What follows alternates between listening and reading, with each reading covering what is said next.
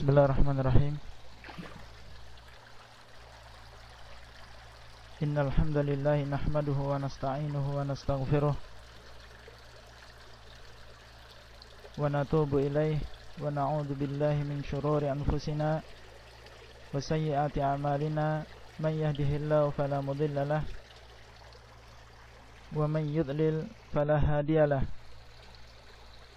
Asyhadu an la ilaha illallah wahdahu la syarika lah wa asyhadu anna Muhammadan abduhu wa rasuluh sallallahu wa sallama alaihi wa ala alihi wa ashabihi wa man iktafa atharahu ila yaumiddin.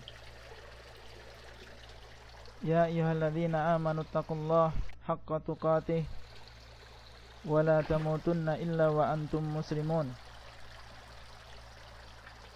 Ya ayyuhan nasu taqu rabbakumul ladzi khalaqakum min nafsin wahidah wa khalaqa minha zawjaha wa batha minhuma rijalan katsiran wa nisaa'a wattaqullaha alladzi tasaaluna bihi wal arham innallaha kana 'alaikum raqiba. Ya ayyuhalladzina amanu taqullaha wa qulu qawlan sadida yuslih lakum a'malakum wa yaghfir lakum dhunubakum wa man yuti'illaha wa rasulahu faqad faza fawzan 'azima. Amma ba'd, fa inna asdaqal hadithi kitabullah wa khairal hadi hadi Muhammadin sallallahu alaihi wasallam wa syarral umuri muhdatsatuha wa kullu muhdatsatin bid'ah wa kullu bid'atin dhalalah wa kullu dhalalatin finnar.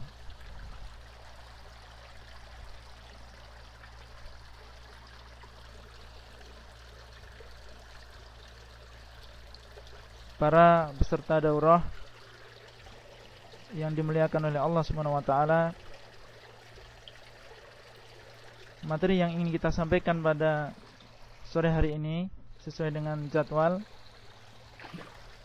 adalah tentang orang-orang yang mendapatkan keringanan dari agama ini untuk tidak berpuasa di bulan Ramadan. Para pendengar rahimani wa rahimakumullah, untuk mengetahui siapakah orang-orang yang mendapatkan keringanan di dalam berpuasa, maka haruslah kita mengetahui siapa dulu orang yang wajib berpuasa. Siapakah orang yang berkewajiban berpuasa di bulan Ramadan? Puasa Ramadan ini adalah kewajiban bagi seseorang yang sudah memiliki 6 syarat yang sudah terpenuhi di dalam dirinya. 6 syarat.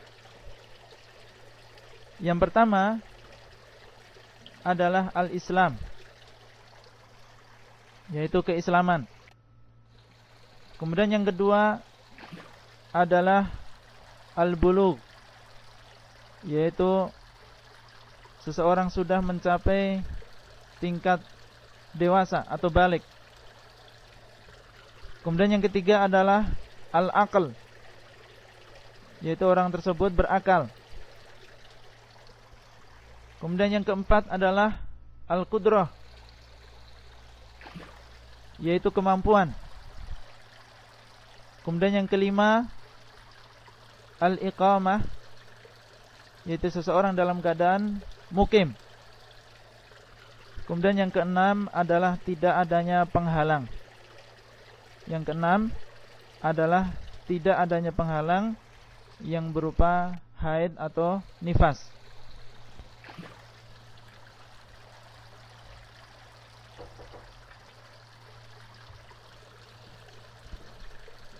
Keenam syarat di atas inilah yang dinamakan dengan syarat-syarat wajibnya puasa. Ya, inilah yang dinamakan dengan syarat-syarat wajibnya puasa. Orang yang terpenuhi pada dirinya keenam syarat ini, maka wajib bagi dia untuk berpuasa. Wajib bagi dia untuk berpuasa. Adapun orang yang tidak terpenuhi di dalam dirinya salah satu dari syarat-syarat di atas, maka dia menjadi orang yang tidak wajib berpuasa. Menjadi orang yang tidak wajib berpuasa. Bahkan ada di antara mereka yang justru makruh berpuasa. Bahkan ada di antara mereka yang haram atasnya berpuasa di bulan Ramadan. Dan perinciannya insyaallah akan kita sebutkan satu persatu dari 6 syarat ini. Yang pertama adalah syarat al-Islam, yaitu seseorang beragama Islam. Orang yang kafir, maka dia tidak wajib berpuasa. Dan kalau dia nekat berpuasa, maka tidak akan diterima darinya. Orang yang kafir itu tidak wajib berpuasa. Dan kalau dia nekat berpuasa, tidak akan diterima darinya puasa sampai dia masuk ke dalam agama Islam. Jadi wajib bagi dia sebelumnya untuk masuk ke dalam agama Islam, ya, mengucapkan syahadatain. Kalau dia sudah masuk Islam dan memenuhi syarat wajib yang lain yang sudah kita sebutkan, maka baru dia wajib berpuasa. Dalilnya apa? Bahwasanya orang yang kafir ini tidak diterima darinya puasa, atau tidak diterima darinya amal ibadah apapun. Allah mengatakan dalam sebuah ayat, dalam surat At-Taubah ayat yang ke-54, "Wa ma mana'ahum an tuqbala minhum nafaqatuhum illa annahum kafaru billahi wa bi rasulih wa la ya'tuna as-salata illa wa hum kusala wa la yunfiquna illa wa hum karihun." Dan tidak ada yang menghalangi mereka untuk diterima dari mereka nafkah-nafkahnya, yaitu sedekah-sedekahnya, melainkan karena apa?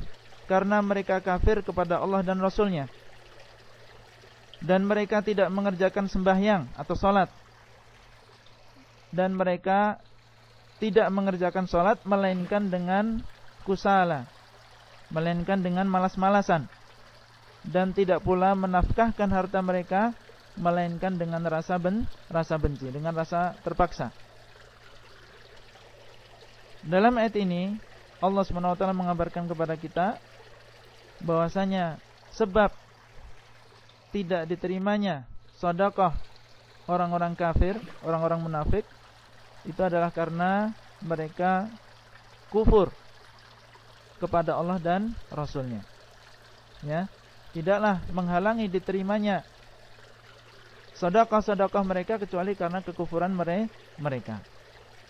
Menunjukkan bahwasanya Islamnya mereka inilah yang diminta terlebih dahulu sebelum mereka bersedekah atau berinfak. Syekh Utsaimin rahimahullah mengatakan, kalau ibadah yang muta'addiyah, yaitu ibadah yang di dalamnya ada bagian untuk manusia atau untuk makhluk seperti sedekah, itu saja tidak diterima oleh Allah karena kekufuran, maka apalagi dengan ibadah yang mahdhah. Apalagi ibadah yang mahdhah, yang hanya untuk Allah Subhanahu wa ta'ala, seperti puasa. Dan syarat Islam ini adalah disepakati oleh para ulama, jadi merupakan ijma', karena amalan tidak akan diterima kecuali dengan iman.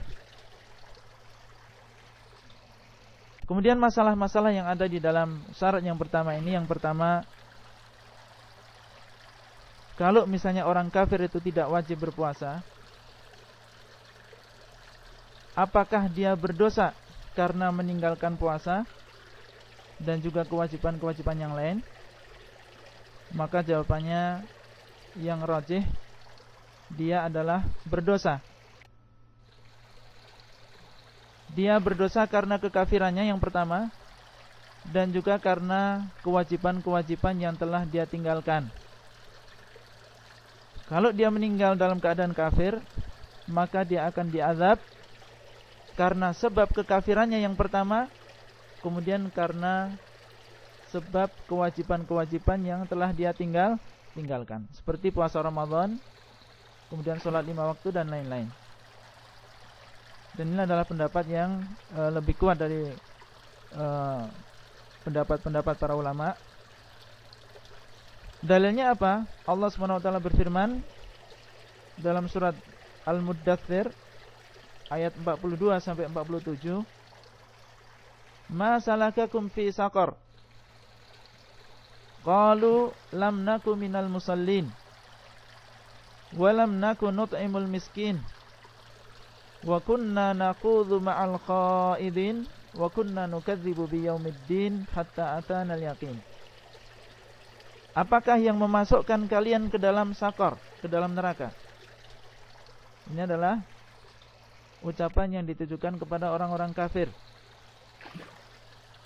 ketika mereka sudah masuk ke dalam neraka. Apa yang memasukkan kalian ke dalam neraka? Mereka menjawab apa?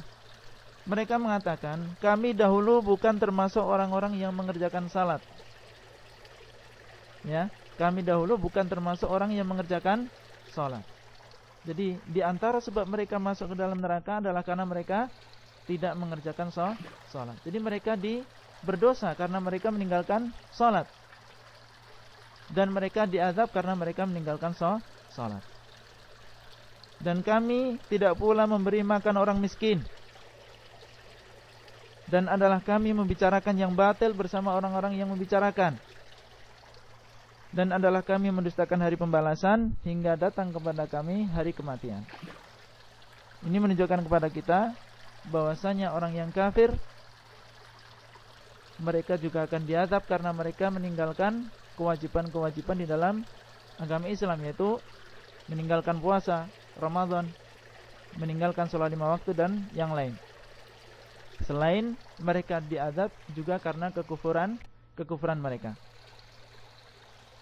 Jadi orang yang kafir, mereka tidak wajib berpuasa sampai mereka masuk Islam. Kalau mereka mati dalam keadaan kafir, maka mereka akan diazab karena kekufurannya dan juga karena mereka meninggalkan kewajiban mereka. Kemudian yang kedua, atau masalah yang kedua, orang kafir yang masuk Islam, maka dia diampuni dosanya yang telah lalu. Ya, diampuni dosanya yang telah lalu, apapun yang dia lakukan. Dosa sebesar apapun yang dia lakukan selama dalam keadaan kafir, maka itu akan diampuni oleh Allah kalau dia masuk ke dalam agama Islam. Dan kewajiban dia setelah itu adalah melakukan kewajiban-kewajiban yang telah diwajibkan di dalam agama Islam. Dan dia tidak diperintah untuk mengqadha kewajiban-kewajiban yang sudah dia tinggalkan.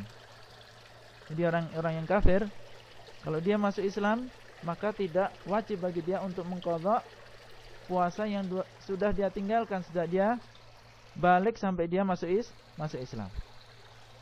Dalilnya apa? Allah SWT mengatakan, "Qul lil ladzina kafaru iyantahu yughfar lahum ma qad salaf." Katakanlah kepada orang-orang yang kafir, seandainya mereka mau berhenti dari kekufuran mereka, niscaya akan diampuni bagi mereka apa yang sudah berlalu. Dosa-dosa yang telah lalu akan diampuni oleh Allah. Dan mereka tidak wajib mengqadha kewajiban-kewajiban yang sudah mereka tinggalkan. Karena apa? Karena Rasulullah SAW di zaman beliau banyak orang yang masuk Islam. Akan tetapi tidak dinukil bahwasanya beliau menyuruh kepada orang-orang yang masuk Islam tersebut untuk mengqadha apa yang sudah mereka tinggalkan ketika mereka masih dalam keadaan kafir. Ini menunjukkan bahwasanya orang yang kafir yang masuk Islam diampuni dosanya dan tidak diwajibkan baginya untuk mengqadha apa yang sudah dia tinggalkan, entah itu berupa puasa ataupun salat. Baik. Kemudian syarat yang kedua adalah al-bulugh, yaitu sudah mencapai kedewasaan, sudah balik. Tanda kedewasaan ini untuk laki-laki ada 3. Ya, tanda kedewasaan yang sudah wajib baginya berpuasa, ini bagi laki-laki ada 3.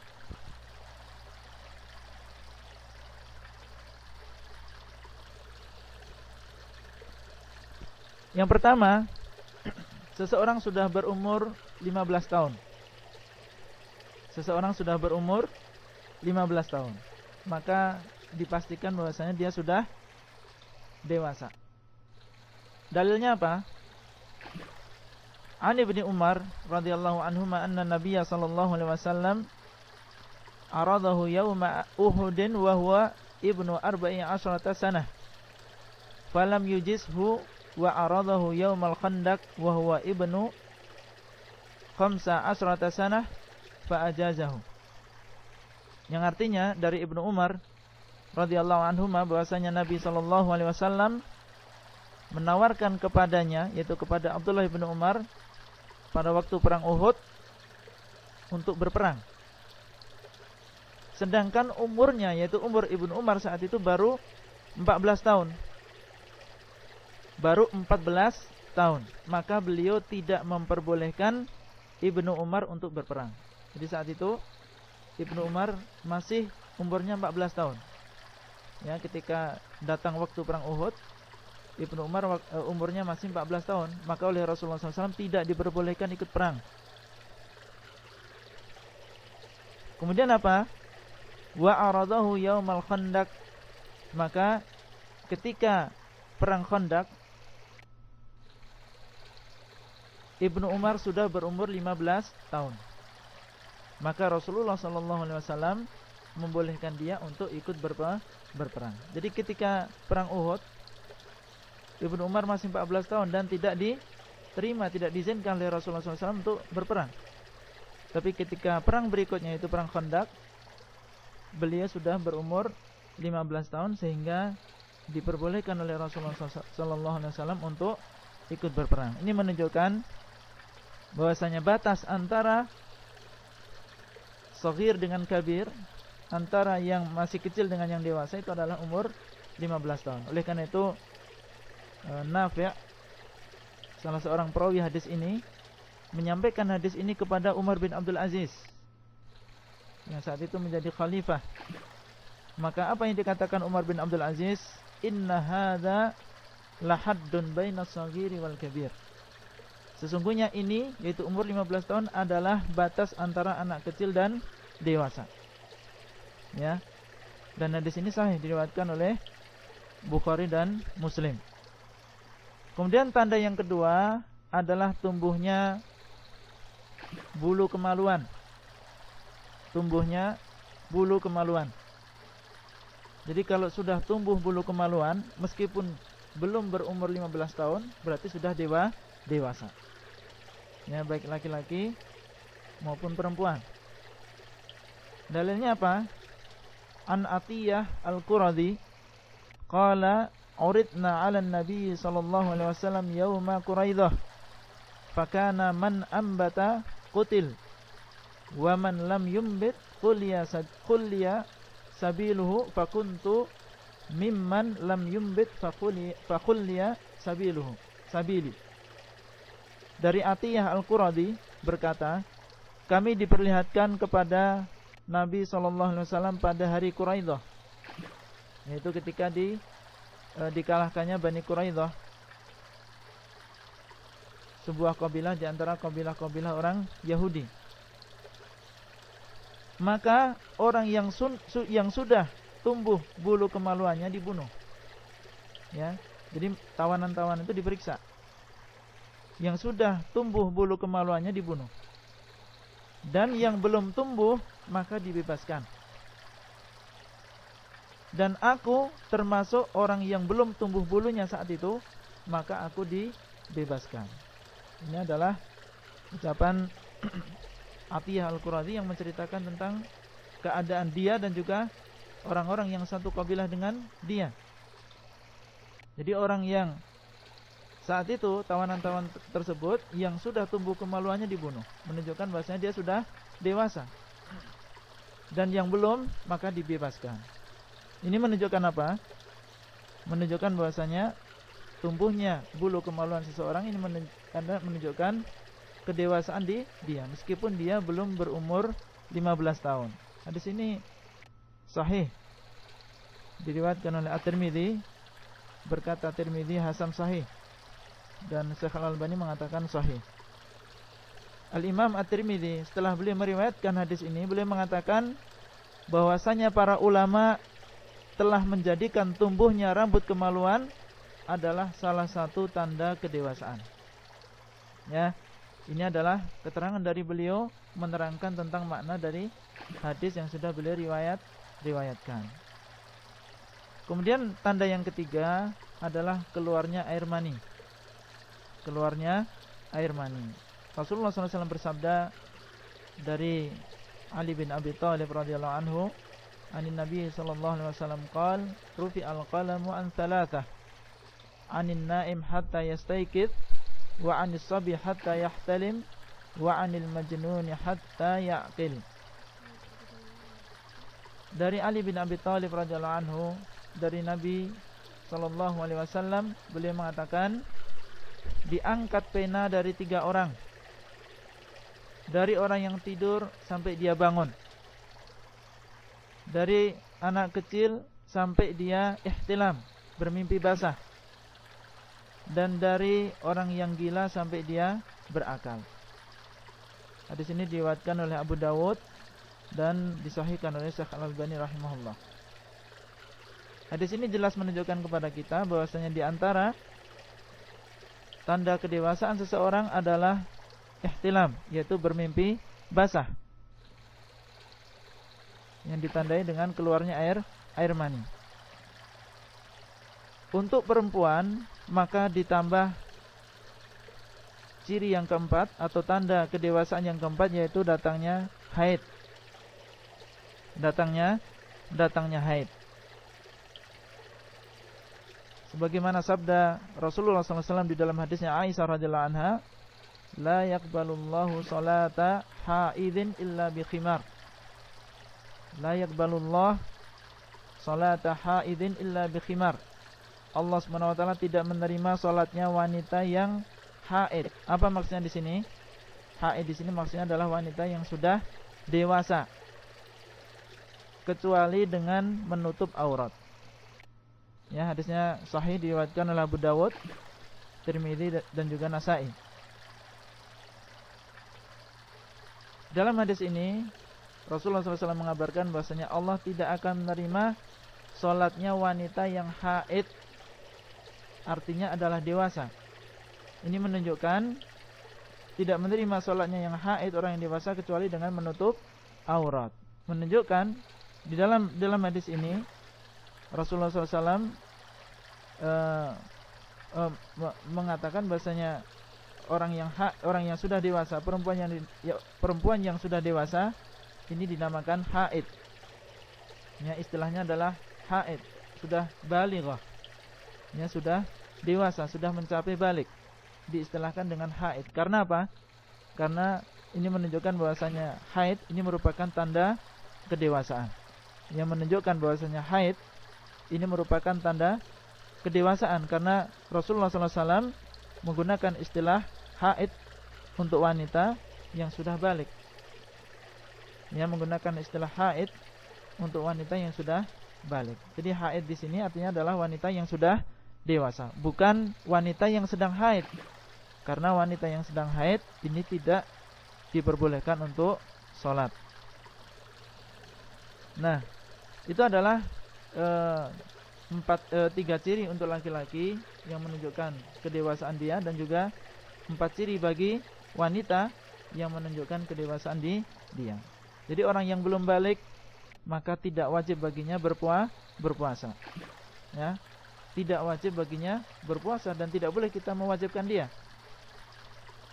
Akan tetapi hendaklah anak yang belum balik, khususnya anak-anak yang sudah mau balik,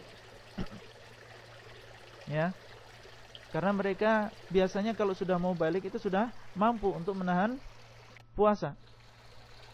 Hendaklah mereka dibiasakan untuk berpuasa, ya, dengan syarat kalau dia mampu dan tidak membawa mudarat bagi dirinya. Tapi kalau dia tidak mampu atau membawa mudarat bagi dirinya, maka tidak boleh kita paksa. Sebagaimana para salaf, para pendahulu kita yang saleh, dahulu mereka membiasakan anak-anak mereka berpuasa.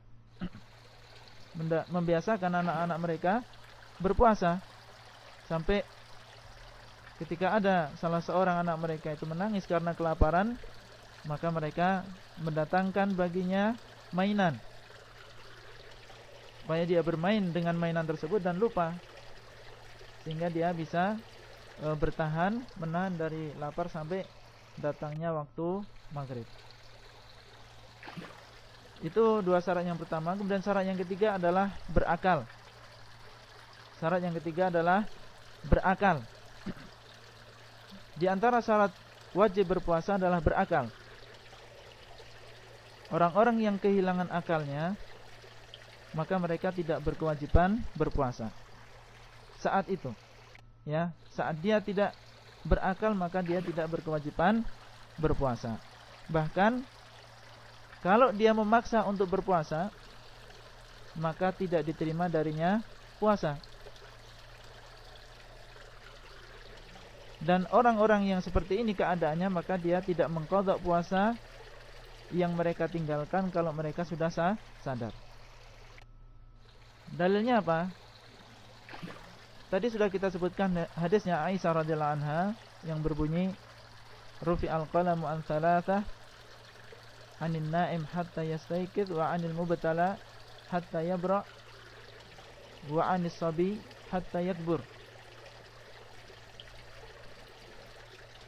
Diangkat pena dari 3 orang, yaitu dari orang yang tidur sampai dia bangun, dan dari orang yang gila sampai dia sadar, dan dari anak kecil sampai dia besar. Di sini disebutkan wa 'anil mubtala hatta yabra.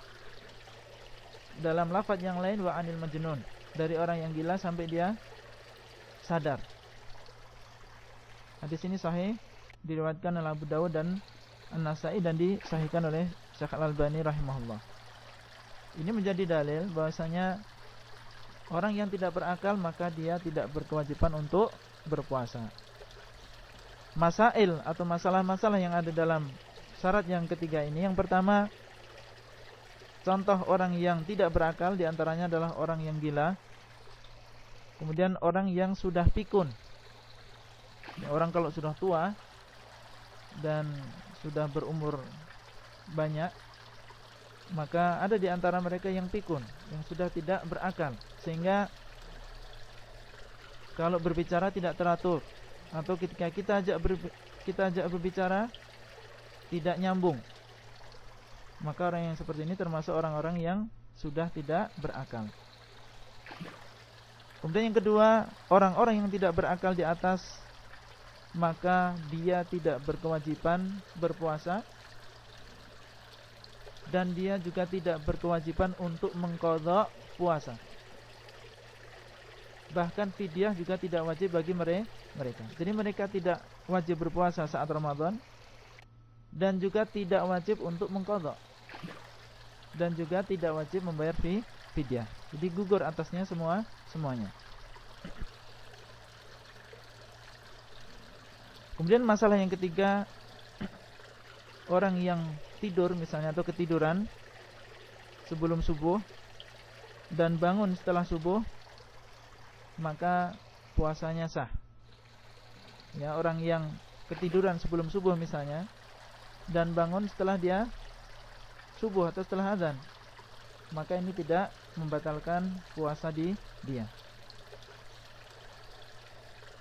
Kemudian syarat yang keempat, adalah al-qudrah, yaitu kemampuan untuk berpuasa. Orang yang tidak mampu berpuasa, maka boleh dia berbuka, bahkan dalam keadaan tertentu bisa menjadi wajib untuk berbuka. Ya, bahkan dalam keadaan tertentu bisa wajib berbuka. Dan ketidakmampuan orang yang berpuasa ini ada dua macam. Ketidakmampuan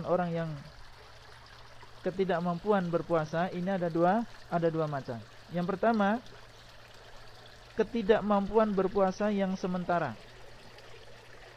Ketidakmampuan berpuasa yang sementara yang diharapkan selesainya. Ya, dia tidak mampu saat itu, cuma masih diharapkan apa? Suatu saat dia akan mampu. Seperti siapa? Seperti orang yang sakit yang diharapkan kesembuhannya. Jadi umumnya orang yang sakit seperti ini sembuh. Atau orang yang hamil dan menyusui. Kalau dia takut mudarat atas dirinya atau takut mudarat atas anaknya. Orang yang hamil dan menyusui itu dia tidak mampu sementara pas dia hamil atau pas dia sedang menyusui. Masih ada harapan dia nanti ada suatu waktu yang dia punya waktu untuk berpuasa. Ini adalah diantara contoh orang yang diharapkan. Dia orang yang tidak mampu, tapi ketidakmampuannya adalah ketidakmampuan yang sementara yang masih diharapkan selesainya. Adapun dalil tentang diringankannya orang yang hamil dan bahwasanya dia termasuk orang yang tidak mampu dan juga orang yang menyusui yang takut atas mudarat dirinya atau janinnya atau anaknya, karena dikiaskan dengan orang yang sakit. Jadi orang yang hamil dan orang yang menyusui yang takut mudarat atas dirinya atau anaknya, maka ini dikiaskan kepada orang yang sakit yang diharapkan sembuhnya. Karena orang yang hamil ini dalam keadaan lemah, wahnan ala wahn.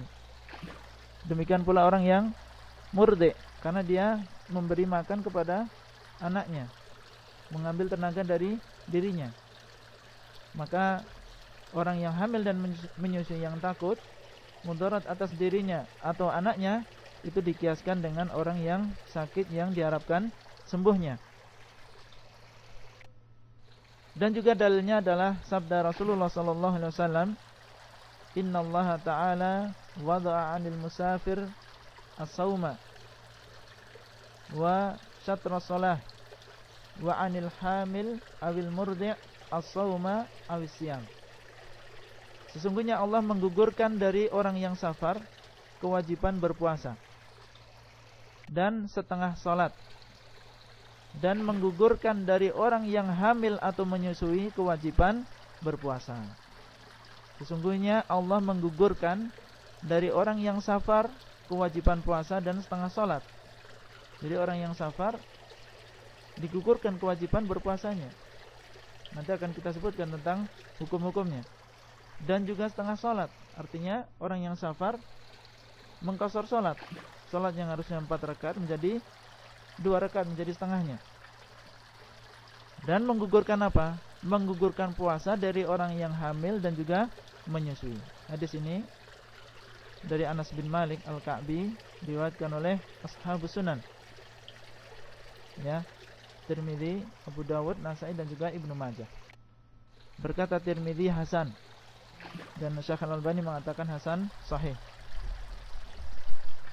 Hadis ini menunjukkan bahwasanya orang yang hamil dan juga menyusui yang takut mudarat atas dirinya atau anaknya, maka dia termasuk orang yang tidak mampu, yang mendapatkan keringanan dari agama ini. Orang-orang yang seperti ini yang mendapatkan uzur, tapi uzurnya sementara, orang yang tidak mampu tapi ketidakmampuannya sementara, maka kewajiban mereka adalah mengqadha puasa kalau dia sudah mampu. Kewajiban mereka adalah mengqadha puasa kalau sudah mampu. Ya. Mengqadha puasa kalau dia sudah mampu. Dalilnya apa? Allah Subhanahu wa taala berfirman dalam surat Al-Baqarah, ayyaman ma'dudat faman kana minkum maridan aw ala safar fa'iddatun min ayyamin ukhar. Dan Allah berfirman, wa man kana maridan aw ala safar fa'iddatun min ayyamin ukhar. Maka barang siapa di antara kalian yang sakit atau safar, kemudian dia iftar, fa'iddatun min ayyamin ukhar, maka hendaklah dia mengganti dengan hari-hari yang lain. Jadi barang siapa yang sakit, dan masuk di dalam orang yang sakit adalah maksudnya di sini adalah orang yang sakit diharapkan kesembuhannya, dan dikiaskan kepadanya adalah seperti yang kita sebutkan tadi, orang yang hamil dan menyusui yang takut mudarat atas dirinya atau anaknya. Dan juga siapa? Ala safar, atau orang yang sedang safar.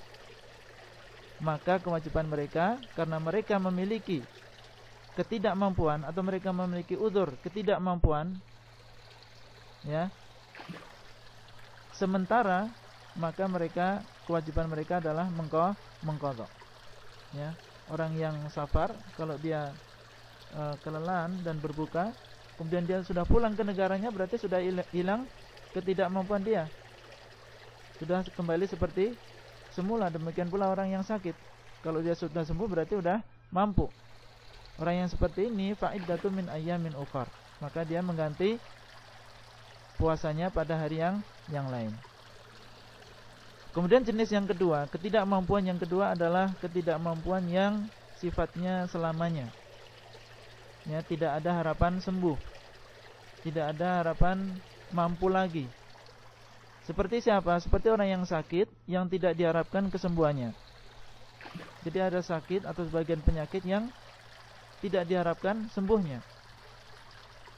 Sebagian mengatakan seperti kanker.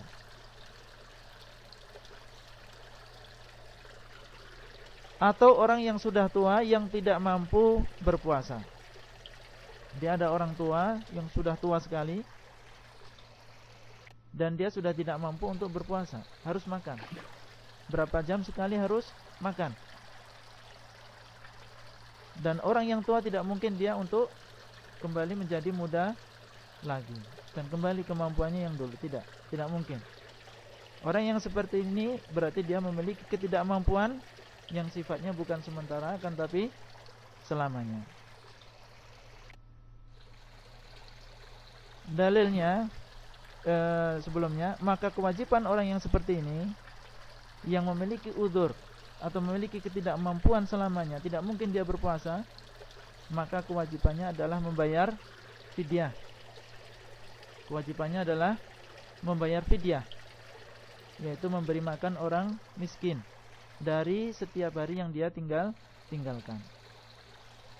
Dalilnya firman Allah Subhanahu wa taala, wa 'alal ladzina yutiqunahu fidyatun ta'amu miskin faman tatawwa'a khairan fahuwa khairul lah wa an tasumu khairul lakum in kuntum ta'lamun. Dan atas orang-orang yang mampu untuk berpuasa, membayar fidyah, yaitu dengan cara memberi makan orang miskin. Maka barang siapa yang bertatawwu', mengamalkan amalan yang mustahab, maka itu lebih baik. Maksudnya adalah, maka barang siapa yang berpuasa itu lebih baik baginya. Makanya Allah mengatakan, wa antasumu khairul lakum, dan kalian berpuasa itu lebih baik bagi kalian, in kuntum ta'lamun, kalau kalian mengetahui. Berkata Salamah Ibnul Aqwa, beliau mengatakan, lamma nazalat wa 'alal ladzina yutiqunahu fidyatun ta'amu miskin ka'ana man arada ayyuftir wa yaftadi hatta nazalatil ayah allati ba'daha fanasakhatha. Artinya, ketika turun wa 'alal ladzina yutiqunahu fidyatun ta'amu miskin, kata beliau, dahulu orang yang mau berbuka maka dia membayar fidyah sampai turun ayat setelahnya yang menghapusnya. Maksudnya apa? Jadi di awal disyariatkannya puasa itu dulu untuk membiasakan kaum muslimin saat itu berpuasa. Itu pertama kali enggak langsung diwajibkan berpuasa. Akan tetapi saat itu kaum muslimin diberi pilihan. Orang yang mau berpuasa silahkan, dan kalau dia enggak mau berpuasa maka silahkan dia membayar fidyah. Ya. Mampu atau tidak mampu. Ya, jadi meskipun dia mampu, dalam keadaan mampu, kalau dia ingin berbuka silahkan, tetapi wajib bagi dia untuk membayar fidyah. Maksudnya seperti itu. Jadi awalnya orang dahulu atau orang Islam di awal disyariatkannya puasa, itu mereka diberikan pilihan. Ya. Berpuasa atau membayar fidyah. Dan tidak ada qadha. Tidak ada qadha. Meskipun dia membayar fidyah, maka dia tidak membayar, tidak mengqadha. Jadi boleh berpuasa, ya, atau membayar fidyah dan tidak berkewajiban mengqadha. Demikian, ya, syariat puasa di awal disyariatkannya. Dan ucapan Salamah Ibn al-Aqwa yang menceritakan tentang tafsir ayat ini muttafaqun alaih, diriwayatkan oleh Bukhari dan Muslim. Bahwasanya di awal disyaratkan puasa itu seperti itu. Orang-orang diberi pilihan antara dua perkara sampai turun ayat yang menghapus. Ya, karena setelah itu adalah ayat yang berbunyi Syahrul Ramadan alladzi unzila fihil Qur'an hudal linnasi wa bayyinatin minal huda wal furqan. Ya, kemudian dalam ayat ini faman syahida minkumus syahra falyasum. Maka barang siapa di antara kalian yang mendapati bulan Ramadan, maka hendaklah dia berpuasa. Tidak ada pilihan yang lain. Ya, tidak ada pilihan yang lain. Faman syahida minkumus syahra falyasum. Ya, barang siapa yang mendapati bulan Ramadan, maka hendaklah dia berpuasa. Yang kita pahami dari penafsiran ayat ini, yaitu penafsiran Salamah bin al-Aqwa. Jadi orang yang mampu berpuasa saat itu, sekali lagi, meskipun dia mampu, maka boleh bagi dia untuk berpuasa. Tetapi dia wajib untuk membayar fidyah. Wajib untuk membayar fidyah dan tanpa mengqadha. Dan orang yang saat itu tidak mampu, yang saat itu, ya, ketika orang-orang diberikan pilihan antara berpuasa dan juga membayar fidyah, kalau saat itu orangnya memang tidak mampu, dia tidak mampu untuk berpuasa, maka berarti dia tidak ada pilihan kecuali apa? Fidyah. Karena dia tidak mampu berpuasa, dia enggak bisa memilih. Karena dia memang tidak mampu berpuasa. Yang ada adalah, yang bisa dia lakukan hanyalah membayar fidyah. Jadi orang-orang yang tidak mampu saat itu, seperti orang yang tua, ya, atau orang yang haid, atau orang yang sakit, maka tidak ada pilihan bagi mereka kecuali membayar fidyah. Kemudian setelah iman mereka kuat dan mereka sudah terbiasa berpuasa, maka barulah orang-orang yang mampu diwajibkan berpuasa tanpa diberikan pilihan membayar fidyah. Dan kalau tidak mampu sementara, maka dia mengqadha ketika sudah mampu. Ya. Jadi ketika ayatnya sudah dihapus dan dinasakh, setelah itu orang-orang yang mampu harus berpuasa dan tidak ada pilihan untuk membayar fidyah. Adapun orang yang tidak mampu secara sementara, maka tadi sudah kita sebutkan, dia harus mengqadha ketika dia sudah mampu. Adapun orang yang tidak mampu berpuasa, ya, selama-lamanya, sifatnya selamanya, ya, baik di bulan Ramadan maupun di luar bulan Ramadan, ya, seperti yang tadi kita sebutkan, orang yang sudah tua, yang sudah tidak mampu berpuasa, atau orang yang sakit dan tidak diharapkan sembuhnya, maka dia tetap diberi kewajiban untuk membayar apa? Membayar fidyah. Jadi hukum fidyah masih berlaku bagi mereka ini. Orang yang tidak mampu berpuasa sama sekali, baik di bulan Ramadan maupun di luar bulan Ramadan. Oleh karena itu, Ibnu Abbas radhiyallahu anhu ketika menafsirkan ayat ini beliau mengatakan, laisat bimansukhah huwa syekhul kabir wal mar'atul kabirah la yastati'ani ayyasuma fayut imani makana kulli yaumin miskinan. Yang artinya ayat ini tidak mansukh. Tidak mansukh semuanya.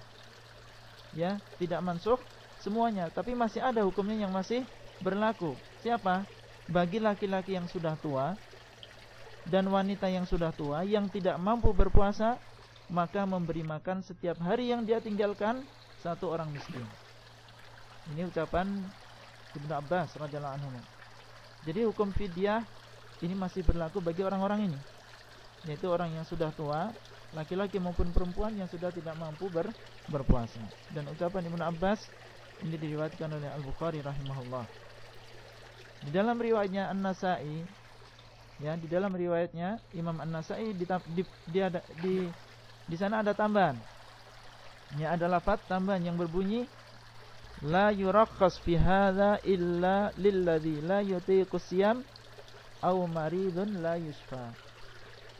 La yurakhas fi hadza illa lilladzi la yutiqu siyam aw maridun la yushfa. Keringanan ini tidak diberikan kecuali kepada orang yang sudah tidak mampu berpuasa atau orang yang sakit yang sudah tidak diharapkan kesembuhannya. Dan ini diriwayatkan oleh Imam Nasa'i, dan athar ini disahihkan oleh Syekh Al-Albani rahimahullah. Ini menunjukkan bahwasanya orang yang sudah tua dan yang sejenisnya seperti orang yang sakit yang tidak diharapkan kesembuhannya, maka kewajiban mereka adalah membayar fidyah sebagai ganti dari puasa. Kemudian di dalam syarat yang keempat ini ada beberapa masalah. Yang pertama, orang yang sakit, ya, orang yang sakit ini terbagi menjadi 3 macam. Ya, orang yang sakit ini terbagi menjadi 3 macam. Yang pertama, orang yang sakit kalau dia berpuasa akan termudarati. Ya, dia sakit, kalau dia berpuasa maka akan termudarati, tambah parah atau bahkan menyebabkan kematian. Maka orang yang seperti ini wajib bagi dia untuk berbuka. Wajib bagi dia untuk berbuka. Dan haram baginya berpuasa.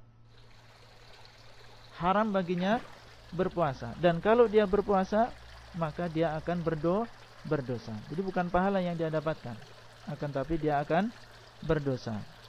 Karena Allah berfirman, wala tulqu bi aydikum ila tahlukah. Dan janganlah engkau masukkan diri kalian pada kecelakaan. Dan Allah mengatakan wala taqtulu anfusakum. Dan janganlah kalian bunuh diri-diri kalian.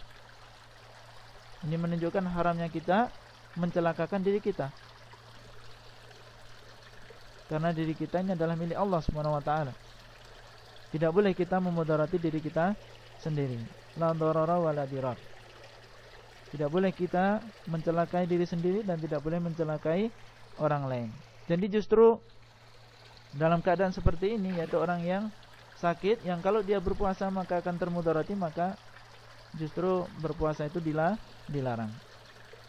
Nah, kemudian yang kedua adalah orang yang sakit, yang kalau dia berpuasa maka akan menyebabkan keberatan, akan tetapi tidak sampai memudarati. Ya, menjadi lelah dia, payah. Ya, menjadi berat. Ya, berat bagi dia puasa, akan tapi enggak sampai memudarati. Enggak sampai memudarati. Enggak sampai mematikan. Maka yang afdal bagi dia dalam keadaan seperti ini adalah iftar, yaitu berbuka. Jadi yang lebih baik, yang afdal, yang lebih utama bagi orang yang seperti ini keadaannya, kalau dia berpuasa, dia mampu. Ya, mampu sampai selesai, tapi berat. Ya, mampu dan tidak memudarati dia, tapi berat. Maka orang yang seperti ini yang afdal adalah berpuasa. Dan kalau dia tetap memaksa maka sah. Akan tapi dia telah melakukan sesuatu yang makruh. puasa yang makruh di haknya. Karena Allah mengatakan wa ma ja'ala 'alaikum fid dini min haraj. Dan Allah tidak menjadikan bagi kalian di dalam agama ini keberatan. Allah tidak menjadikan atas kalian di dalam agama ini keberatan. Jadi orang yang seperti ini, maka yang afdal bagi dia adalah berbuka. Dan kalau dia berpuasa, maka puasanya sah, akan tapi dia melakukan suatu yang makruh. Kemudian yang ketiga adalah orang yang sakit yang tidak mengganggu puasanya. Tidak mengganggu puasanya, ya. Artinya kalau dia berpuasa tidak mempengaruhi puasanya. Dia biasa, puasa atau enggak puasa bisa. Jadi puasanya dia tidak mempengaruhi kesehatan dia, tidak mempengaruhi sakit dia. Maka orang yang seperti ini tidak boleh iftar. Ya, orang yang seperti ini tidak boleh iftar. Ya, tidak boleh dia berbuka. Kalau sakitnya tidak mempengaruhi kalau puasanya tidak mempengaruhi sakitnya, tidak ada pengaruhnya, ya, maka orang yang seperti ini tetap wajib untuk berpuasa dan tidak boleh dia iftar. Jadi kembali ke asal, wajib bagi dia untuk berpuasa. Kemudian masalah yang kedua, itu masalah yang pertama adalah pembagian orang yang sakit menjadi 3. Masalah yang kedua, bagaimana cara kita mengetahui puasa kita ini memudarati atau tidak? Nah, bagaimana cara kita mengetahui puasa kita ini memudarati atau tidak? Ada 2 cara. Yang pertama dari pengalaman yang kita rasakan. Ya, kalau pengalaman sebelum puasa, kalau kita telat makan, itu sakitnya tambah parah. Ya. Maka dalam keadaan seperti ini berarti ghalibudz dzan, kemungkinan besar kalau kita berpuasa tambah parah atau bahkan bisa meninggal. Maka boleh kita maka kita iftar, tidak berpuasa. Atau dengan yang kedua adalah dengan keterangan petunjuk dari ahli kesehatan yang terpercaya. Ya, ahli kesehatan yang terpercaya, yang amanah. Ya. Yang mengabarkan kepada kita bahwasanya kalau kamu berpuasa maka akan termudarati penyakitmu. Kamu akan tambah lama sembuhnya atau kamu akan meninggal. Kalau dokternya ini terpercaya, maka kita menggunakan ucapan dia, dan kita tidak berpuasa sesuai dengan petunjuknya. Ada yang mengatakan dokternya harus muslim. Dokternya harus muslim. Sebagian ulama mengatakan boleh meskipun dokternya kafir. Ya, meskipun dokternya kafir boleh dengan syarat dia dikenal orang yang amanah. Ya, dikenal orang yang amanah. Karena dokter ini kalau sampai dia mengucapkan ucapan yang tidak benar sekali dan diketahui oleh orang, maka tidak akan dipercaya. Oleh karena itu seorang dokter yang sesuai dengan fitrahnya, maka dia tidak akan mengatakan kecuali dengan ilmu yang dia ketahui, yang benar yang dia ketahui. Oleh karena itu orang yang atau ulama yang mengatakan boleh kita menerima ucapan dokter yang kafir, asalkan dia terpercaya di dalam omongannya, maka ini adalah pendapat sebagian ulama, di antaranya adalah Syekh Utsaimin rahimahullah. Dan di antara dalil mereka bahwasanya Rasulullah SAW di dalam hijrah, beliau telah menggunakan atau menyewa seorang musyrik, yaitu Abdullah ibnu Quraid atau Uraikid, ya kalau nggak salah. Dan itu dalam perkara yang lebih berbahaya. Ya, karena saat itu Rasulullah SAW dan juga Abu Bakar sedang dicari oleh orang-orang musyrik. Ya, dan diadakan sayembara untuk menangkap beliau. Dalam keadaan seperti itu beliau masih menyewa orang musyrik dalam perjalanan beliau menuju ke Madinah. Ini menurut ulama yang mengatakan boleh kita mempercayai ucapan dokter yang terpercaya meskipun dia adalah orang yang kafir, asalkan dia benar-benar dokter yang terpercaya, yang menjaga kepercayaan orang kepadanya. Artinya senantiasa mengatakan sesuatu yang jujur, enggak bohong. maka diperbolehkan bagi kita untuk menerima ucapannya. Baik. Kemudian perkara yang ketiga, orang yang sakit di awal hari, kemudian dia sembuh di siang harinya. Ya, di tengah hari dia sembuh. Maka apakah orang yang seperti ini kemudian berpuasa? Karena dia mendapatkan udzur di awal hari karena dia sakit. Ternyata dia di siang hari sudah segar. Ya, apa yang dia lakukan? Orang yang seperti ini maka boleh bagi dia untuk tetap makan minum. Ya, pada sisa harinya. Ini menurut sebagian ulama demikian. Jadi boleh bagi dia untuk makan minum di sisa harinya. Dan kewajiban dia mengqadha hari yang sudah dia tinggalkan. Dan Syekh Utsaimin rahimahullah, beliau memilih pendapat ini karena di antara dalilnya atau di antara yang menguatkan pendapat ini adalah ucapan Abdullah bin Mas'ud yang asalnya disebutkan di dalam Musannaf Ibnu Abi Syaibah. Beliau mengatakan, man akala awwalan nahar falyakul akhirahu. Barang siapa yang memakan di awal siang, maka hendaklah dia memakan di akhir siang. Maksudnya barang siapa yang boleh makan di awal siang, maka boleh dia makan di akhir siang. Karena apa? Karena dia tadi iftar di awal siang dengan udzur. Kalau dia iftar berbuka di awal siang dengan udzur karena sakit atau karena yang lain yang merupakan udzur orang tidak berpuasa, maka setelah dia sembuh pun masih boleh dia untuk meneruskan udzurnya. Boleh makan, boleh minum. Ya, sampai sore hari.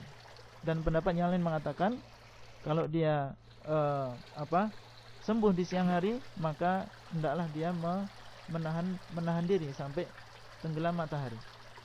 Dan wallah alam, ini yang rajih, yang lebih kuat adalah pendapat yang pertama, yang mengatakan boleh baginya untuk makan minum, sebagaimana ucapan Abdullah bin Mas'ud, seorang sahabi, barang siapa yang makan di awal siang, maka boleh bagi dia untuk makan, hendaklah dia makan di akhir siang.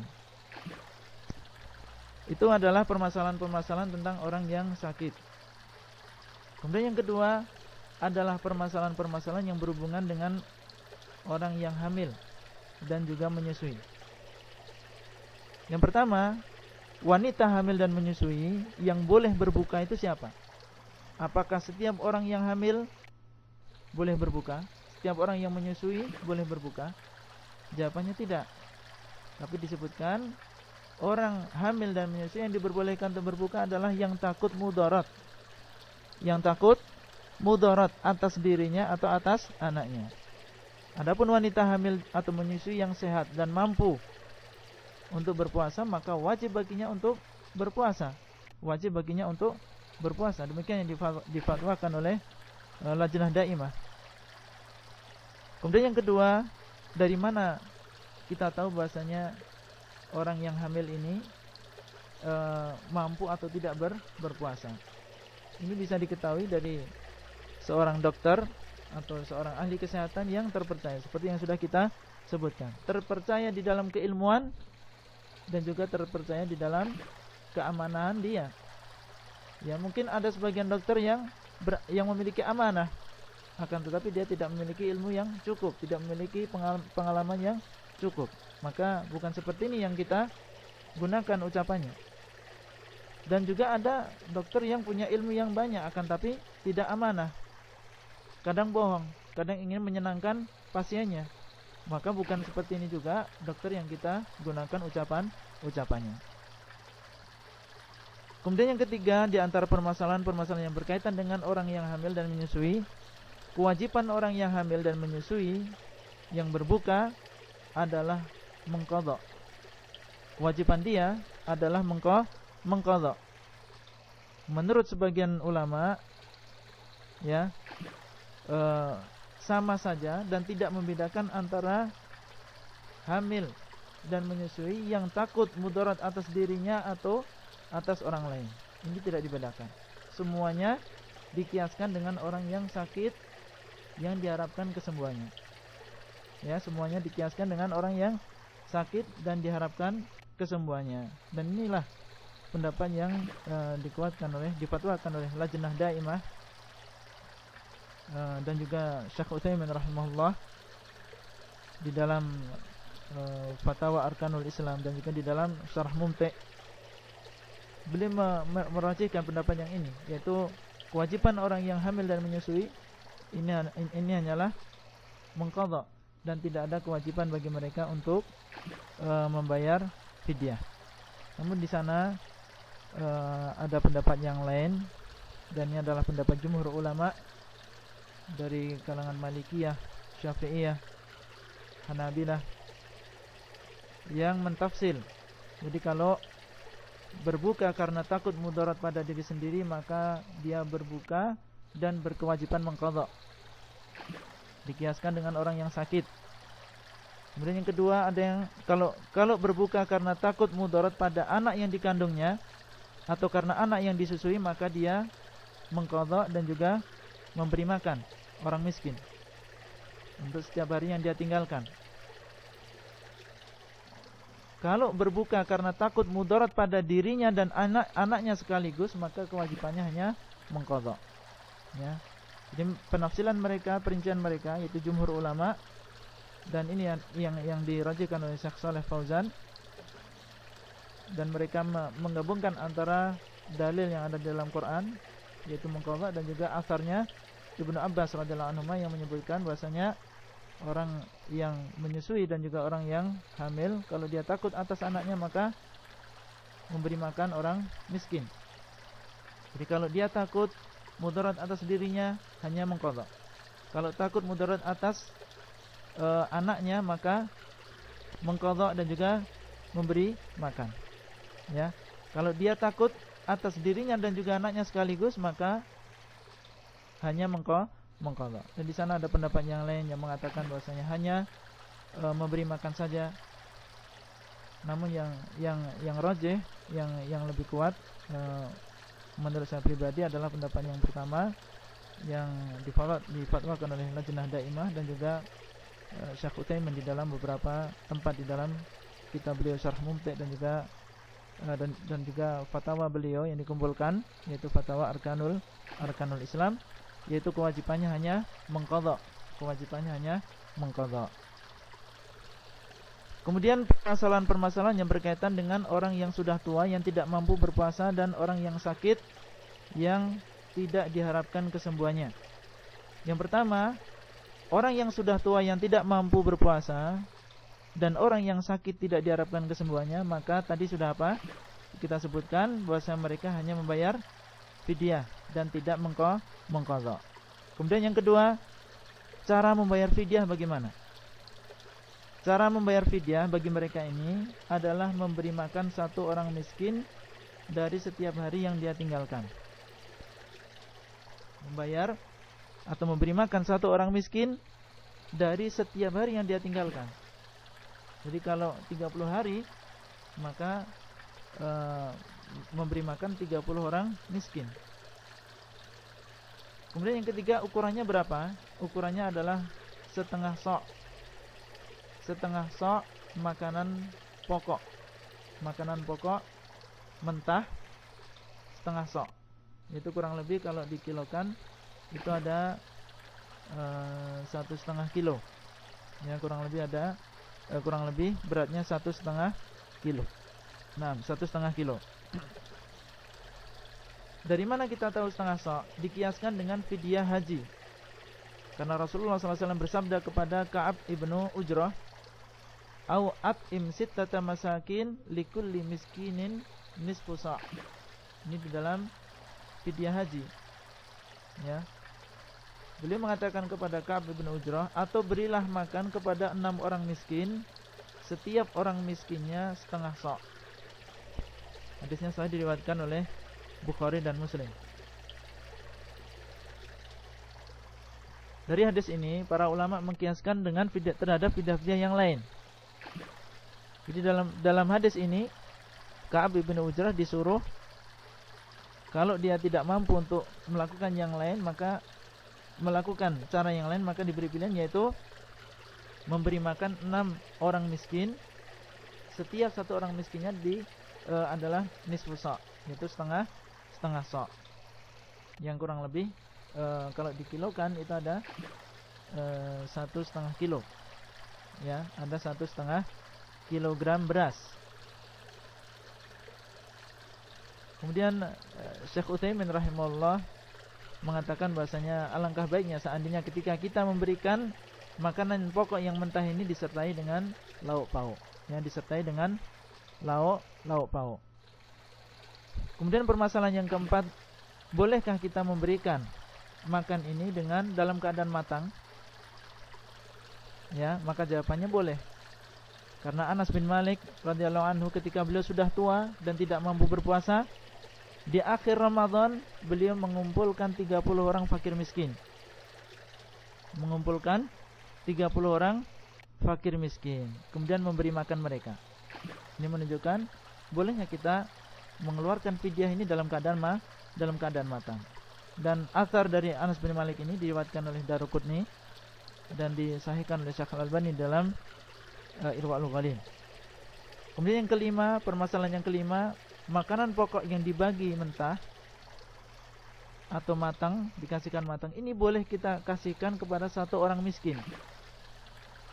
Boleh kita kasihkan kepada satu orang miskin. Jadi misalnya kita punya kewajiban bayar fidyah untuk 30 hari. Setelah dikumpulkan maka ada 45 kilo. 45 kilo ini kita kasihkan kepada satu orang miskin, maka diperbolehkan. Ya. Ini adalah fatwa sebagian ulama, dan sebagian yang lain mengatakan tidak diperbolehkan.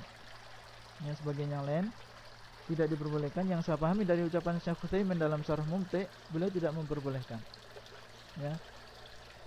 Tapi yang kuat wallahu alam adalah yang mengatakan diperbolehkan. Apalagi terkadang kita tidak mampu. Dalam satu desa kita menemukan 30 orang miskin, karena banyak orang yang sudah kaya. Sehingga untuk menemukan orang yang memiliki sifat yang dibenarkan disebut orang miskin sulit. Ya mungkin hanya kita dapatkan 1 atau 2 orang atau 3 orang dalam satu desa. Maka kita diperbolehkan mengasihkan fidyah semuanya itu kepada 3 orang tersebut. Nah, kemudian perkara yang keempat, yang keenam, tidak boleh diganti dengan uang. Jadi fidyah yang kita keluarkan tidak boleh diganti dengan uang. Dan ini adalah pendapat jumhur ulama selain Hanafiyah. Dan ini yang difatwakan oleh Lajnah Daimah. Tidak boleh kita mengganti fidyah dengan uang. Ya. Jadi karena dalam ayat ta'amu miskin, wa 'alal ladzina yutiqunahu fidyatun ta'amu miskin, dikeluarkan berupa makanan. Kemudian yang ketujuh, boleh memberi makan di akhirnya setelah dikumpulkan atau secara terpisah-pisah. Jadi boleh kita memberi makan, kita berpuasa dulu, kita selesai dulu Ramadan baru dikumpulkan 30 hari baru membayar fidyah. Boleh. Atau mau dibayar berpisah-pisah, maksudnya sehari sudah selesai hari pertama kita ingin memberi makan orang miskin. Kemudian hari yang kedua kita memberi makan orang miskin untuk hari ini, boleh. Namun yang afdal yang mana? Yang afdal adalah yang dikeluarkan secara terpisah-pisah. Karena apa? Karena itu lebih bersegera di dalam melaksanakan kebaikan. Ya, lebih bersegera di dalam melaksanakan kebaikan. Kemudian yang ke-8, boleh memberi makan 3 kali sehari, dan itu dihitung fidyah untuk 3 hari. Ya, boleh kita memberi makan 3 kali sehari untuk satu orang miskin misalnya, kita undang dia 3 kali sehari, maka itu dihitung membayar fidyah untuk 3 hari. Kalau 2 hari begitu maka 6 orang, ya sudah 6 hari yang kita bayar. Jadi boleh kita memberi makan 3 kali sehari, dan itu adalah fidyah untuk 3 hari.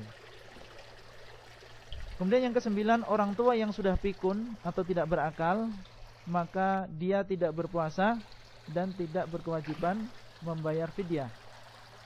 Jadi kita katakan orang yang sudah tua yang tidak berpuasa maka kewajibannya membayar fidyah. Tapi kalau dia memang tidak berakal, ya, tidak berakal, bukan hanya tidak mampu, bahkan dia tidak berakal. Kalau orang tuanya sudah tidak berakal, maka dia tidak berpuasa dan juga tidak membayar fidyah. Tapi kalau masih berakal, akan tetapi tidak mampu berpuasa, itulah yang membayar fidyah.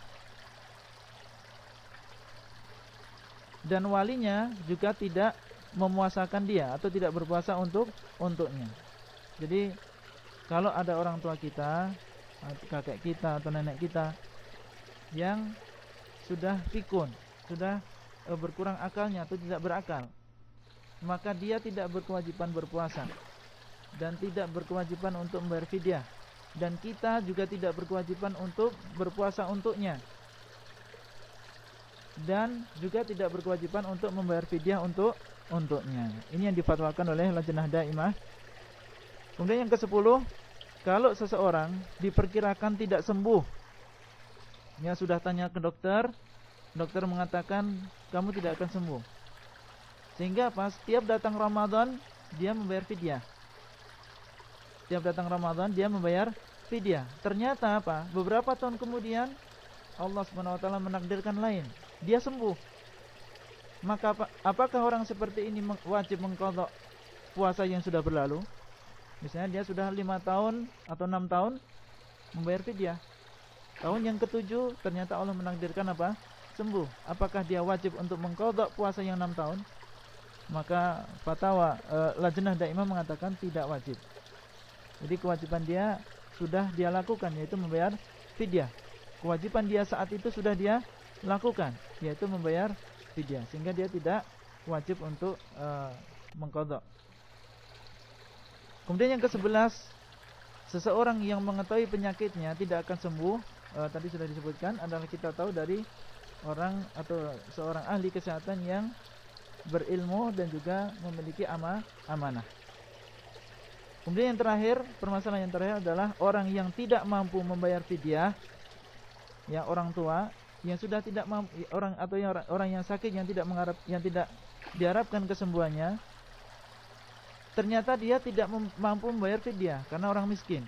Jadi orang tua yang sudah tidak mampu berpuasa, atau orang sakit yang tidak diharapkan kesembuhannya dan dia orang yang miskin, bahkan dia berhak untuk disodakoi dan tidak mampu untuk membayar fidyah, maka orang yang seperti ini gugur kewajibannya, ya, gugur kewajibannya dan tidak perlu menunggu sampai dia kaya. Jadi sudah gugur kewajibannya, tidak perlu menunggu sampai dia kaya. Jadi ibrahnya yang kita anggap adalah keadaan dia saat itu bagaimana. Kalau keadaan saat itu dia miskin, maka dia tidak wajib untuk membayar fidyah. Kalau nanti dia kaya, maka dia sudah tidak berkewajiban untuk membayar fidyah. Kemudian syarat yang kelima adalah mukim. Ya, syarat yang kelima adalah mukim.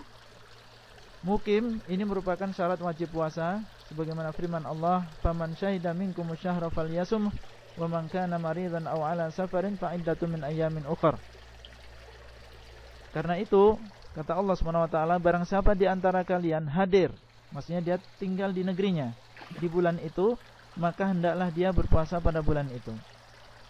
Dan barang siapa yang sakit atau dalam perjalanan lalu dia berbuka, maka wajiblah baginya berpuasa sebanyak hari yang dia tinggalkan pada hari-hari yang lain. Dalam ayat ini Allah mengatakan bahasanya hendaklah orang yang tinggal di negerinya dia berpuasa, ya. Dan barang siapa yang sakit atau dalam keadaan perjalanan kemudian dia iftar, maka hendaklah dia ganti pada hari-hari yang lain. Menunjukkan bahasanya orang yang mukim itulah yang wajib berpuasa. Adapun orang yang safar, maka tidak wajib untuk berpuasa. Masail yang ada di bawahnya, yang pertama, orang yang musafir, orang yang safar, ini diperbolehkan berbuka kalau dia diperbolehkan untuk mengqashar salat, ya.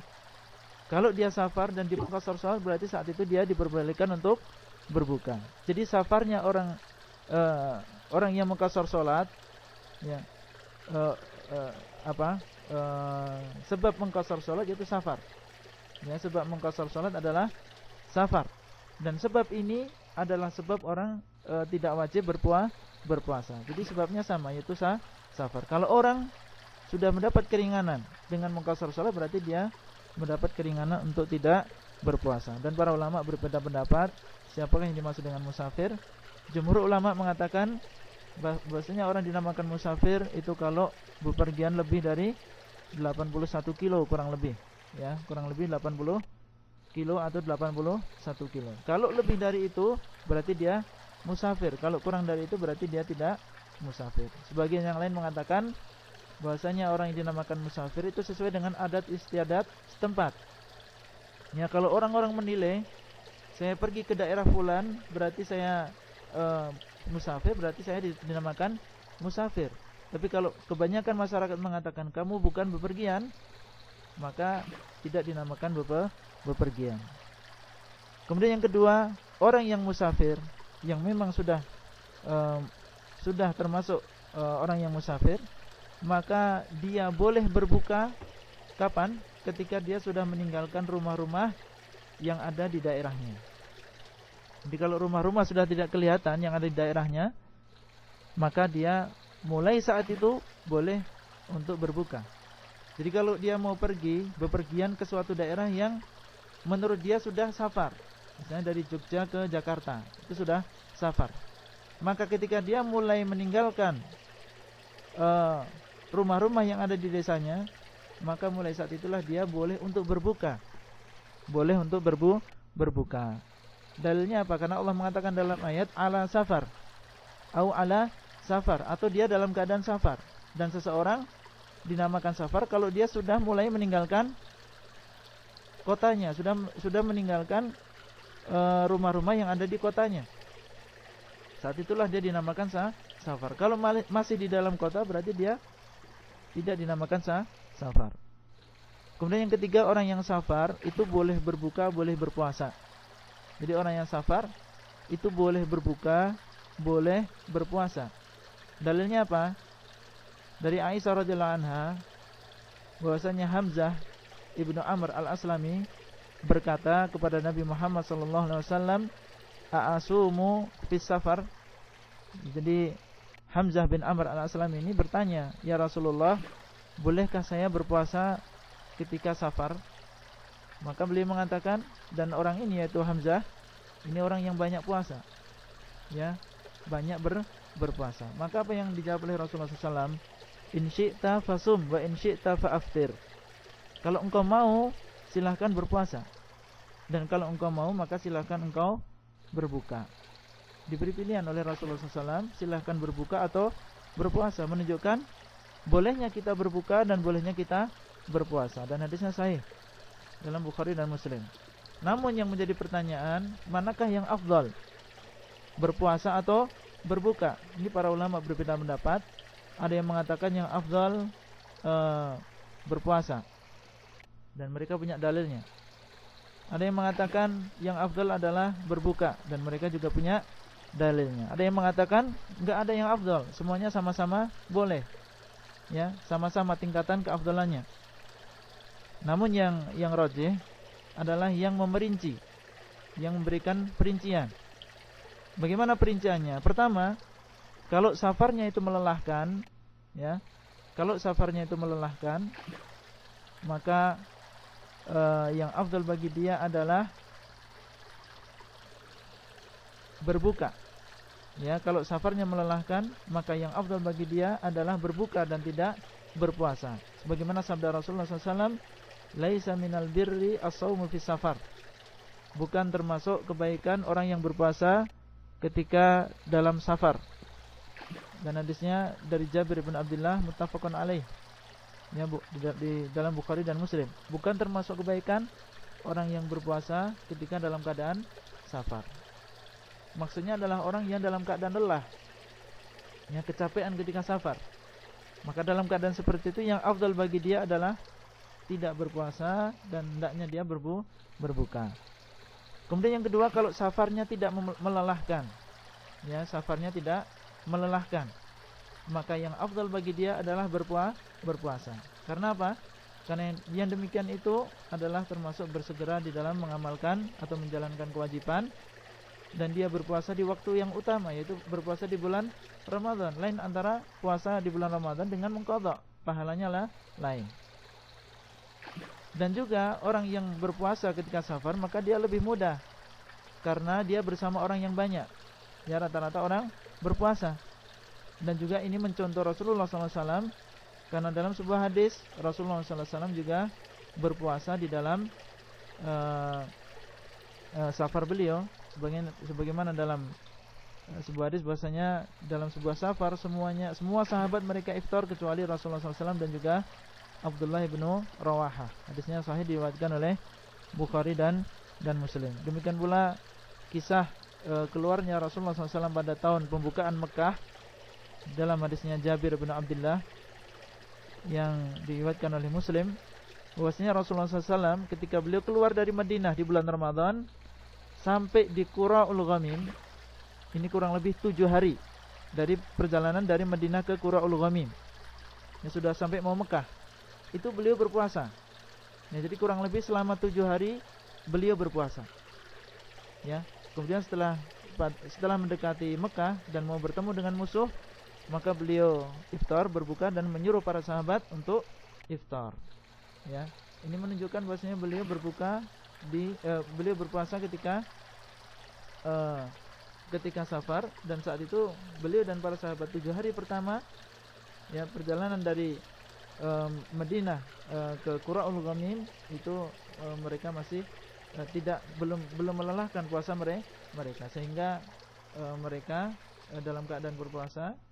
Kemudian ketika sudah mendekati musuh, maka Rasulullah SAW iftar, berbuka dan tidak berpuasa, dan memerintahkan para sahabat untuk berbuka. Kemudian masalah yang kelima, orang yang lelah dan memaksa diri untuk berpuasa, maka puasanya sah, namun puasanya makruh. Ya, namun puasanya makruh. Kemudian yang keenam, terkadang berbuka ketika sedang bepergian itu menjadi wajib. Ya, terkadang berbuka ketika sedang bepergian itu menjadi wajib kalau memang ada yang mengharuskan. Ya, kalau memang ada yang mengharuskan, seperti orang yang berjihad yang tidak mungkin kuat kecuali dengan iftar, dengan berbuka, maka itu bisa menjadi wajib bagi dia untuk berbuka. Oleh karena itu dalam hadis tadi, ketika Rasulullah SAW berbuka dan menyuruh para sahabat untuk berbuka, ada sebagian sahabat yang tetap berpuasa. Maka Rasulullah mengatakan, ulaikal usat, mereka adalah orang yang bermaksiat, ya, karena tidak memenuhi perintah Rasulullah SAW. Jadi dalam beberapa keadaan orang yang safar bisa diwajibkan berbuka. Kemudian orang yang safar dan berbuka ini boleh bagi dia untuk berjima selama masih safar. Ya, kalau dia bepergian sama istrinya dan keduanya dalam keadaan berbuka, maka boleh bagi keduanya untuk berjima, sebagaimana difatwakan oleh Lajnah Daimah. Kemudian yang ke-8, orang yang sering bepergian sepanjang tahun.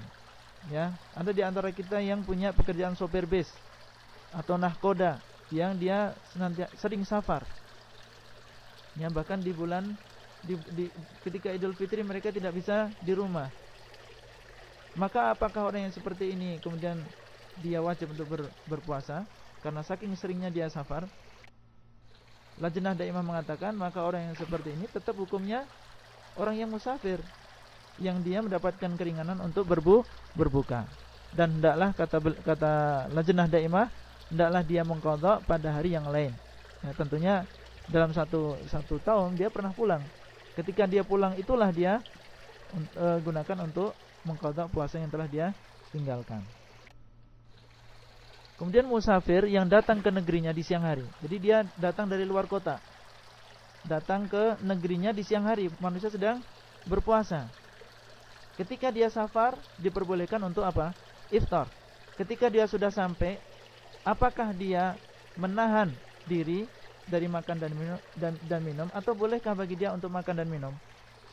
Ya, maka jawabannya seperti yang sudah kita katakan, orang yang berbuka karena udzur syar'i di awal siang, maka boleh dia makan dan minum di akhir siang. Kalau di awal siang dia dalam keadaan musafir, ya, dalam keadaan musafir, dan itu adalah udzur syar'i, dia berbuka, makan dan minum, meskipun dia sudah sampai ke kotanya, ya sudah bukan lagi musafir, maka boleh bagi dia untuk meneruskan makan dan minum.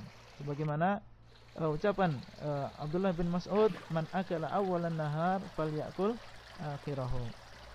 Kemudian yang keenam, yang terakhir adalah syarat yang terakhir adalah bebas dari penghalang haid dan nifas. Dan ini adalah khusus untuk perempuan. Apa dalilnya kalau haid dan nifas ini merupakan penghalang? Sabda Rasulullah SAW dalam hadisnya Abu Sa'id Al-Khudri, "Alaisa idza hadat lam tusalli wa lam tasum?" Bukankah perempuan kalau dia haid maka dia tidak sholat dan tidak berpuasa? Ya, hadisnya muttafaqun alaih. Bukankah perempuan kalau dia haid tidak sholat dan tidak berpuasa? Menunjukkan bahasanya orang yang haid maka dia tidak sholat dan juga tidak berpuasa. Dan ini adalah ijma', ya, kesepakatan para ulama semuanya, sebagaimana ucapan Tirmidzi, beliau mengatakan, dan yang diamalkan oleh para ahlul ilmi, para ulama adalah demikian. Kami tidak mengetahui adanya orang yang berbeda pendapat dalam masalah ini, bahwasanya wanita yang haid mengqadha puasa dan tidak mengqadha salat. Yang menunjukkan bahwasanya mengqadha puasa artinya orang yang haid ini sebelumnya tidak berpuasa dan dia berkewajiban untuk mengqadha puasa. Nah,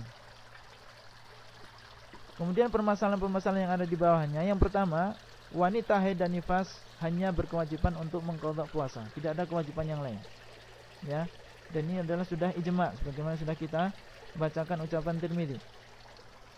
Dalilnya adalah ucapan Aisyah radhiyallahu anha, di antaranya bahwasanya ada Mu'adzah berkata, "Sa'altu Aisyah, aku bertanya kepada Aisyah, kenapa orang yang haid itu mengqadha puasa dan tidak mengqadha salat?"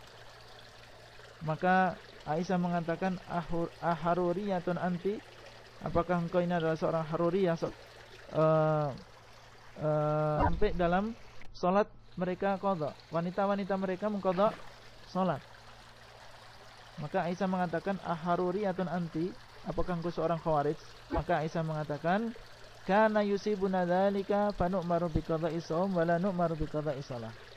Kami dulu juga demikian, tertimpa haid, akan tapi kami hanya diperintah untuk mengqadha puasa dan tidak diperintah untuk mengqadha salat. Hadisnya diriwayatkan oleh Muslim, dan ini menunjukkan bahasanya orang yang haid dan nifas hanya berkewajiban untuk untuk mengqadha puasa. Kemudian yang kedua, orang yang haid dan nifas kalau dia ngotot untuk berpuasa, ada sebagian wanita mungkin malu atau karena enggak tahu, ya dia berpuasa padahal dia dalam keadaan haid atau nifas, maka tidak sah puasanya. Bahkan bisa berdosa atau bahkan berdosa besar. Ya, termasuk dosa yang besar. Kalau dia dalam keadaan tahu itu enggak boleh, kemudian dia tetap nekat berpuasa. Karena apa? Sebagian mengatakan ini termasuk penghinaan terhadap syariat.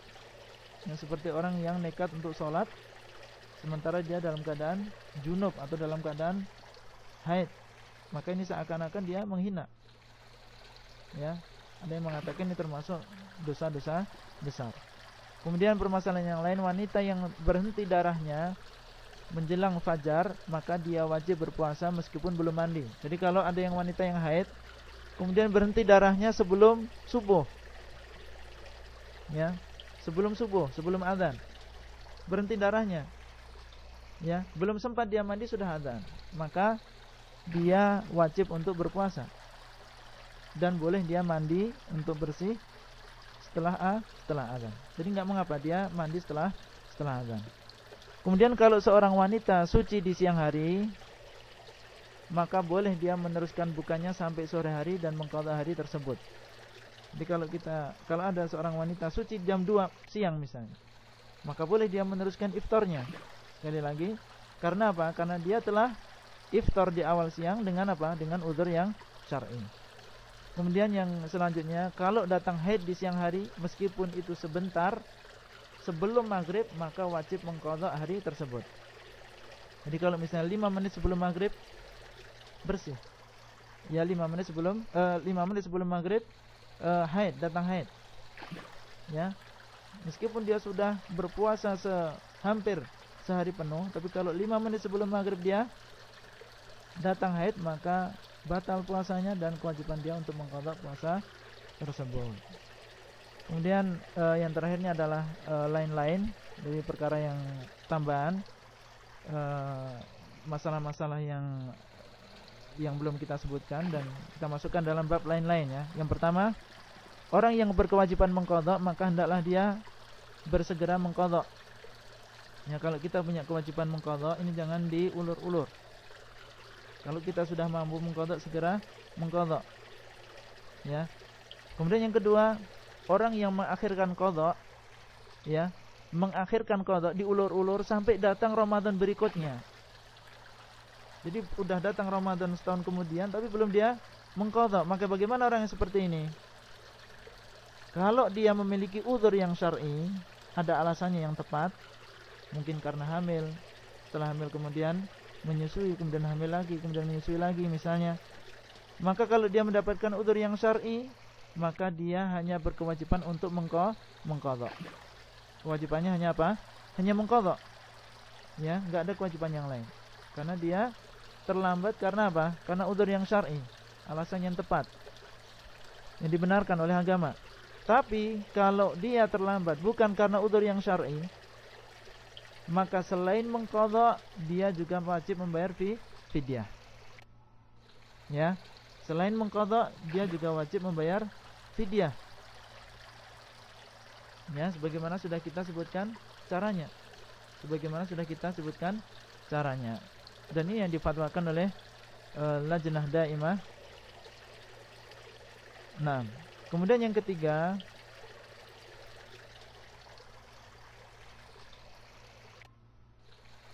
kalau seseorang mati sebelum mengqadha, ya, ada orang yang meninggalkan beberapa hari di bulan Ramadan tidak berpuasa karena uzur yang syar'i.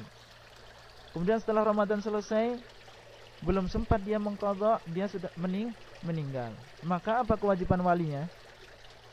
Kewajiban walinya menurut sebagian ulama adalah mengqadha untuk dia. Ya, mengqadha untuk dia. Kewajiban walinya adalah mengqadha untuknya. Karena keumuman hadis, man mata wa alaihi siyam sama anhu waliyuh. Barang siapa yang meninggal dalam keadaan memiliki kewajiban berpuasa, maka hendaklah wali-walinya berpuasa untuknya. Dimaksud dengan wali adalah orang yang berhak untuk mewarisi dia. Orang yang berhak untuk mewarisi dia. Tapi kalau dia tanpa uzur, jadi dia meninggalkan puasa di bulan Ramadan tanpa uzur,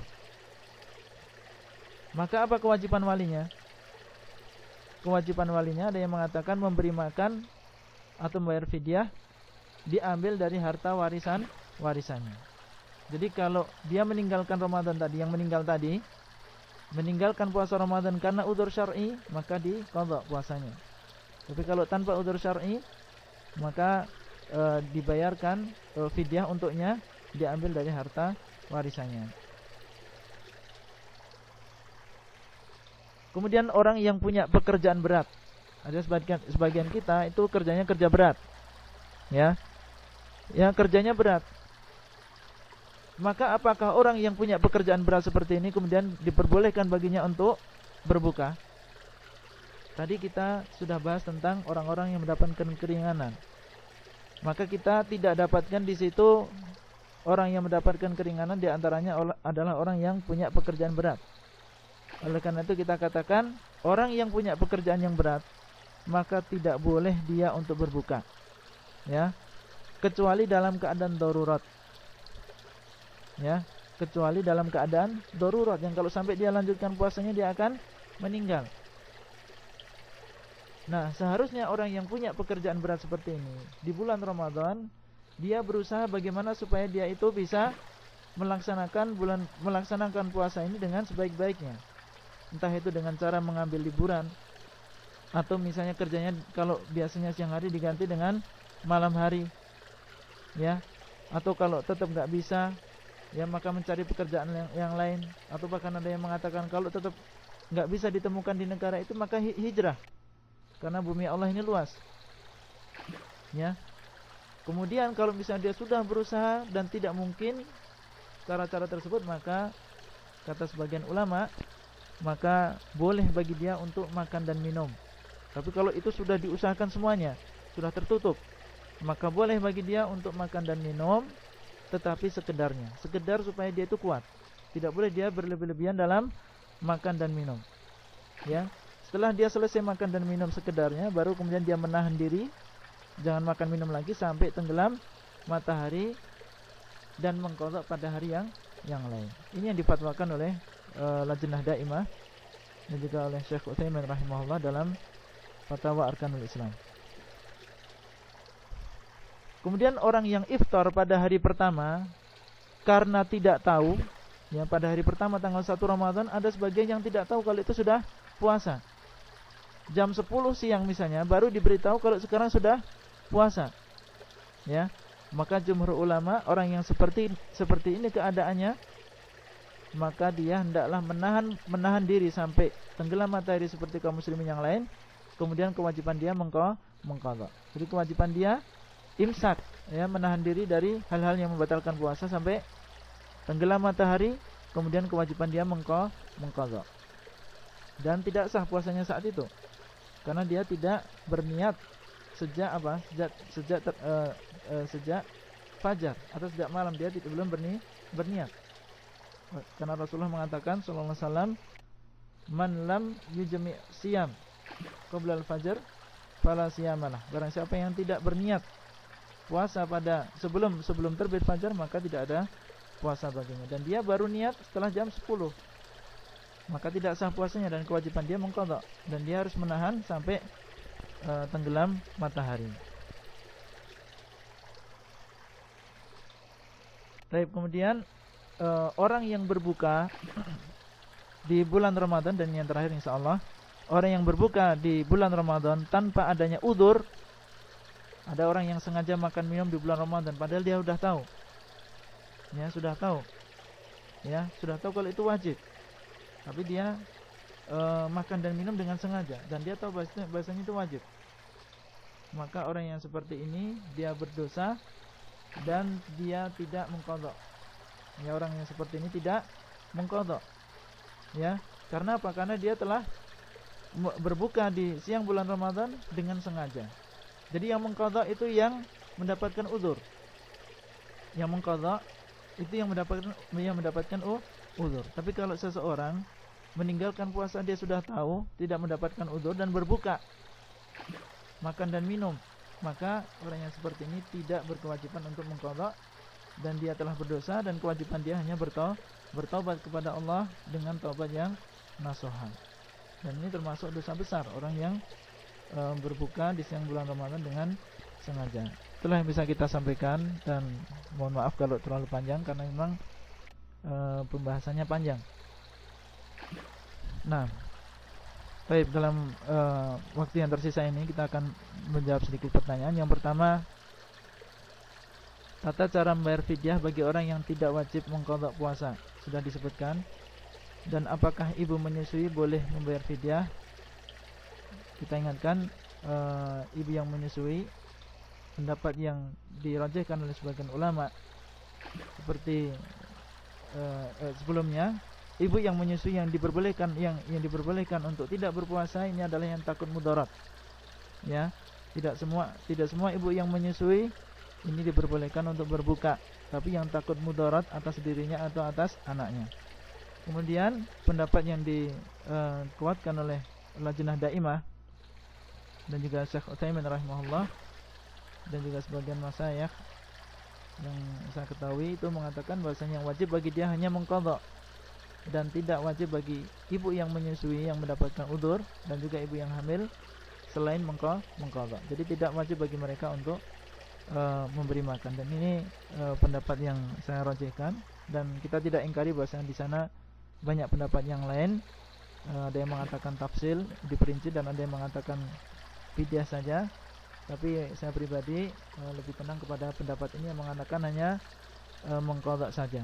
Kemudian yang kedua, pertanyaan kedua, bagaimana puasa bagi wanita yang hamil? 6 tadi sudah kita sebutkan. Kalau dia dalam keadaan kuat, yang dalam keadaan sehat, maka wajib bagi dia berpuasa. caranya sama dengan yang lain. Tapi kalau dia takut mudarat atas dirinya atau anaknya sesuai dengan petunjuk dokter yang terpercaya, yang memiliki yang keilmuannya maupun amanahnya, maka hendaklah dia mengambil rukhsah Allah Subhanahu wa taala, yaitu karena Allah sudah menggugurkan dari orang yang hamil dan orang yang menyusui, menggugurkan dari mereka berpuasa. Jadi boleh bagi mereka untuk berpuasa kalau memang takut mudarat pada dirinya atau anaknya. Yang ketiga, saya sedang hamil 9 bulan pada saat ini, apakah saya punya keringanan? Kafarat apa yang harus ana lakukan? Ana masih punya utang puasa tahun lalu 5 hari. Apa yang harus saya lakukan? Nah, tadi sudah kita sebutkan sebenarnya ini, alhamdulillah. Jadi untuk ibu, maka kalau memang takut mudarat pada diri ibu sendiri atau janin yang ada di dalam perut ibu, sesuai dengan keterangan dari dokter yang terpercaya, ilmu dan keamanannya, maka diperbolehkan untuk berbuka, ya, diperbolehkan untuk berbuka, dan kewajiban ibu hanya mengqadha nanti kalau sudah mampu. Adapun hutang puasa 5 hari yang sudah berlalu, kalau memang belum terbayar karena ada udzur syar'i, selama setahun ini senantiasa ada udzur, enggak ada kesempatan untuk berbuka, untuk membayar, maka ibu mendapatkan udzur. Artinya nanti kalau sudah selesai bulan Ramadan tahun ini, silahkan membayar yang 5 hari ini ditambah dengan hari-hari yang kita tinggalkan pada bulan Ramadan tahun ini. Tetapi kalau ibu tinggalkan yang 5 hari ini karena tidak ada udzur, mungkin karena sudah diperintah sama suami mengqadha tapi karena malas, ya, dan tidak ada udzur yang syar'i, maka kewajiban ibu adalah mengqadha yang 5 hari itu ditambah dengan fidyah, ya, ditambah dengan fidyah, yaitu memberi makan orang miskin, dan caranya sudah kita sebutkan, ya, dari setiap hari yang kita tinggalkan itu 1 orang miskin. Jadi kalau 5 hari berarti 5 dikali 1,5 kilo, ya, kurang lebih 7,5 kilo, ya, 7,5 kilo beras kita bagikan kepada 7 orang miskin kalau dapat, atau kita kasihkan kepada 1 orang miskin juga diperbolehkan. Nah, pertanyaan yang keempat, saya sedang menyusui, bagaimanakah cara fidyah yang dibenarkan? Apakah dibayarkan tiap hari atau sekaligus 1 bulan? Sudah kita sebutkan. Nah, ada pertanyaan yang lain? Jadi itu boleh kita bayarkan tiap hari atau kita bayarkan sekaligus 1 bulan. Dua-duanya boleh. Tapi yang afdal dibayarkan tiap hari, karena itu lebih cepat atau lebih bersegera di dalam melaksanakan kebaikan. Yang kelima, bagaimana kriteria orang yang miskin yang boleh diberi fidyah? Nah, jadi sebagian mengatakan bahasanya orang yang miskin ini adalah orang yang memiliki pendapatan tetapi itu hanya mencukupi kebutuhannya lebih dari separuh, tapi tidak sampai semuanya, ya. Dia hanya bisa mencukupi kebutuhannya lebih dari separuh, lebih dari 50% sampai kurang dari 100%. Ini dinamakan orang yang miskin, ya. Tetapi kalau dia hanya bisa memenuhi kebutuhannya kurang dari 50%, maka inilah yang dinamakan dengan fakir. Sebagian mengatakan seperti itu. Jadi kalau dia bisa memenuhi kebutuhan pokoknya kurang dari 50%, hanya kurang dari 50%, maka ini adalah orang yang fakir. Dan kalau lebih dari 50%, maka itu adalah orang yang miskin. Tapi perlu diingat, kalau datang di dalam hadis atau ayat kalimat miskin, maka mencakup di dalamnya orang yang fakir. Tapi kalau hanya datang kalimat fakir, maka mencakup di dalamnya apa? Orang miskin. Jadi kalau disebutkan salah satu, mencakup yang lain. Dalam ayat ini, ta'amu miskin, disebutkan orang miskin saja. Apakah boleh kita memberi makan orang yang fakir? Boleh. Karena kalau disebutkan orang miskin berarti masuk di dalamnya orang fakir, ya. Kalau disebutkan orang fakir saja, maka masuk di dalamnya orang miskin. Nah, bagaimana jika ada seorang ibu yang sedang menyusui bayinya bertemu dengan bulan Ramadan, sedangkan penyusuannya baru saja dimulai? Jika dia ingin mengqadha puasanya, tentu saja tidak bisa, karena selama setahun berikutnya dia tetap akan menyusui anaknya. Apakah dia boleh mengganti qadanya dengan fidyah?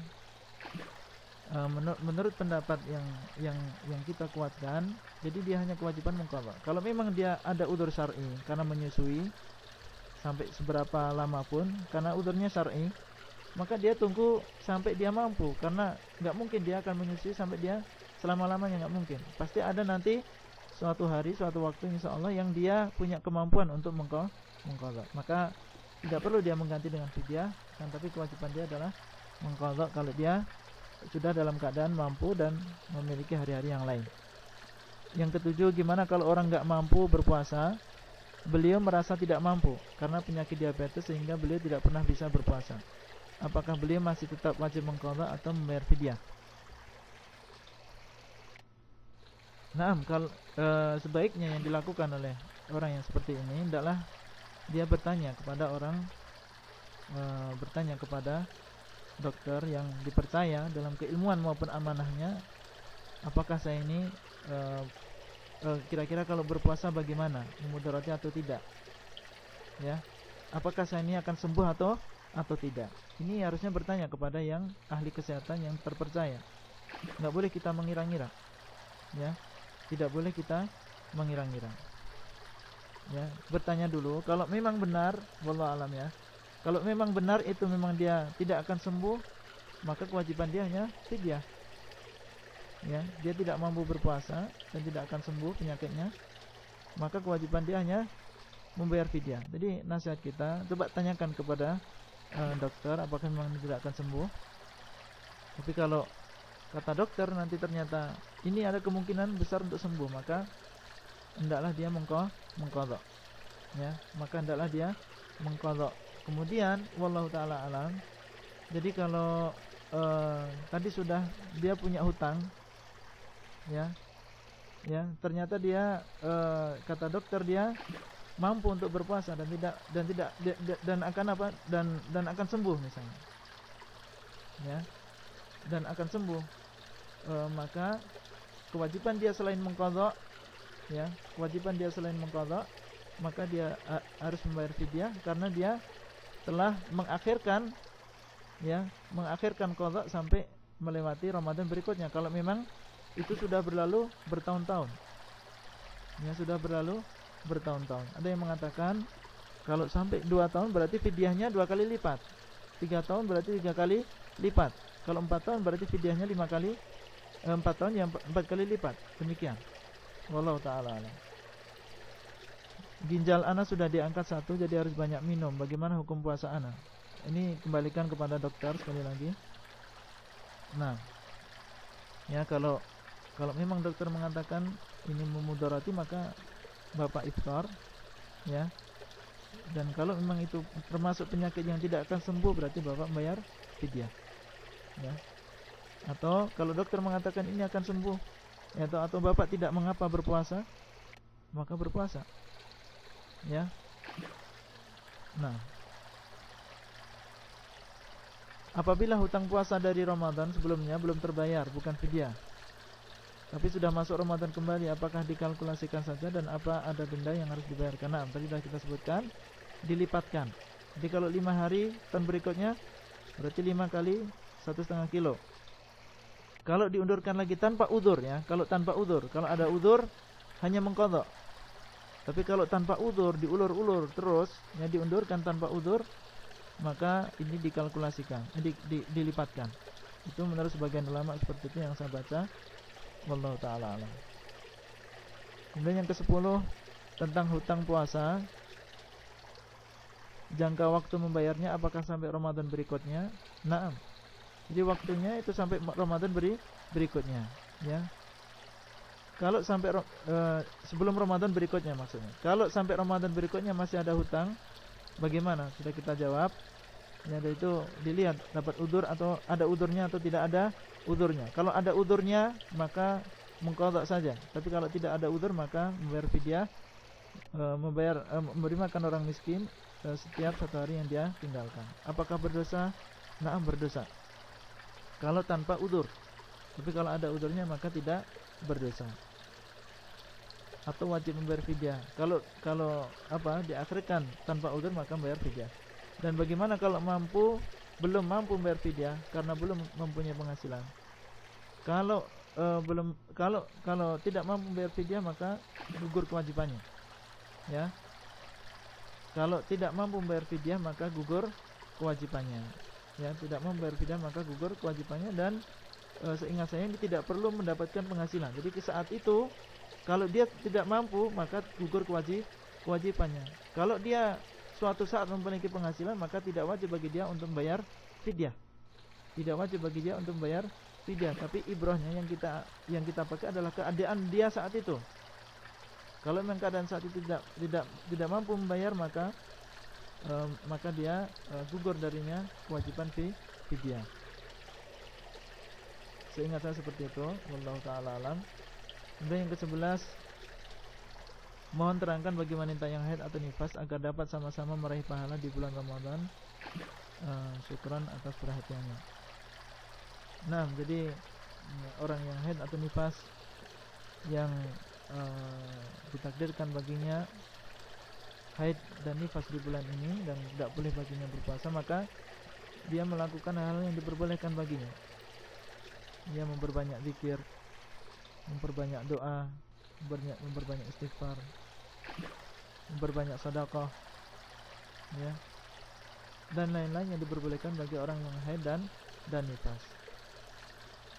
Dan jangan dia kemudian bermalas-malasan karena tidak berpuasa atau karena gugur darinya kewajiban kemudian dia bermalas-malasan. Hendaklah dia memanfaatkan waktu yang mulia ini untuk perkara-perkara yang bisa dia kerjakan, ibadah-ibadah yang bisa dia kerjakan. Di antaranya adalah sedekah, memperbanyak sedekah untuk menuntut ilmu.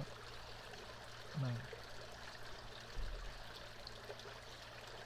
orang yang batal puasanya karena maksiat berzina dan sekarang sudah bertaubat, bagaimana cara mengqadanya? Sedangkan hal ini sudah 2 tahun yang lalu dan jumlah batalnya sudah lupa.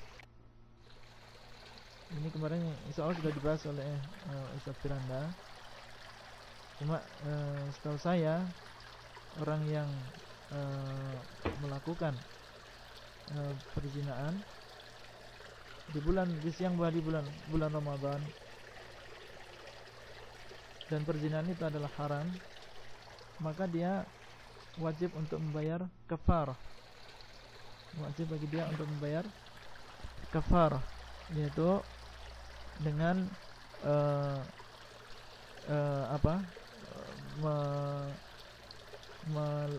membebaskan budak.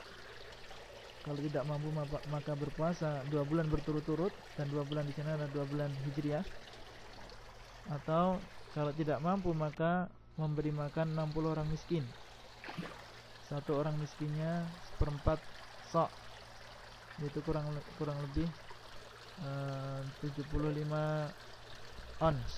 3/4 kilo. Ya, 3/4 kilo beras. Ya, satu orang miskinnya 3/4 kilo beras dibagikan kepada 60 orang miskin. Jadi kalau mampu membebaskan budak. Kalau enggak ada maka berpuasa 2 bulan berturut-turut. Kalau dia mampu membayar atau mampu untuk berpuasa 2 bulan berturut-turut, tidak boleh dia memberi makan 60 orang miskin kalau dia masih mampu 2 bulan berturut-turut. Tapi kalau dia adalah orang yang lemah, atau dia adalah orang yang banyak syahwatnya, besar syahwatnya sehingga dia tidak bisa berpuasa sebanyak itu, maka dia memberi makan 60 orang miskin. Satu orang yang kurang lebih 3/4 kilo, 1/4 sok.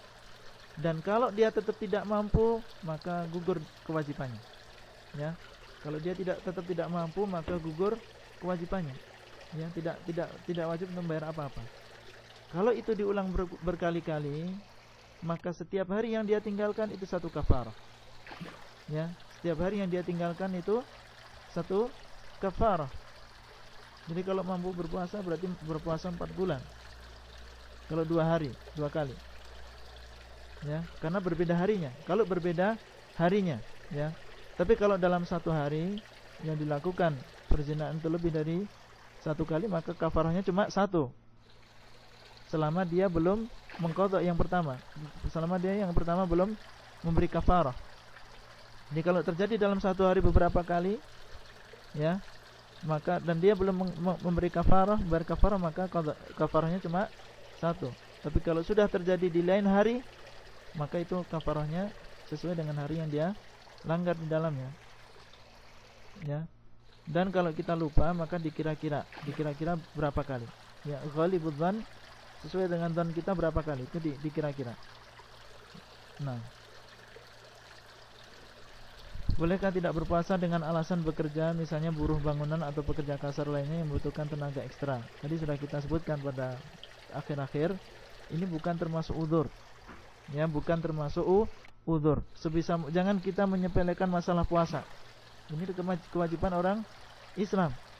Ya, kewajiban orang Islam, dan hendaklah kita mendahulukan kehidupan akhirat daripada kehidupan dunia. Dan ini bukan termasuk udzur. Ya, orang yang bekerja keras atau bekerja kasar atau buruh bangunan, ini bukan termasuk udzur. Ya, jadi tadi nasihat dari Lajnah Daimah dan juga Syekh Utsaimin, sebisa mungkin kita tidak bekerja atau mengurangi pekerjaan di bulan itu. Entah itu dengan mengambil liburan, atau diganti dengan di malam hari, atau ganti pekerjaan, atau kalau memang nggak bisa pindah negara, pindah daerah, yang di situ ada pekerjaan yang bisa pengganti, yang bisa kita yang bisa kita kerjakan dan tidak mengganggu puasa kita. Kalau tidak mampu semuanya itu dilakukan, dan itu sangat jarang sekali, maka kata Lajnah Daimah, boleh kita makan minum tapi sekedarnya, sekedar kuat, sekedar kita tidak mati. Ya, setelah kuat baru kita tahan sampai datang waktu iftar, sampai datang waktu berbuka. Jadi kita makan dan minum sesuai dengan sekedarnya.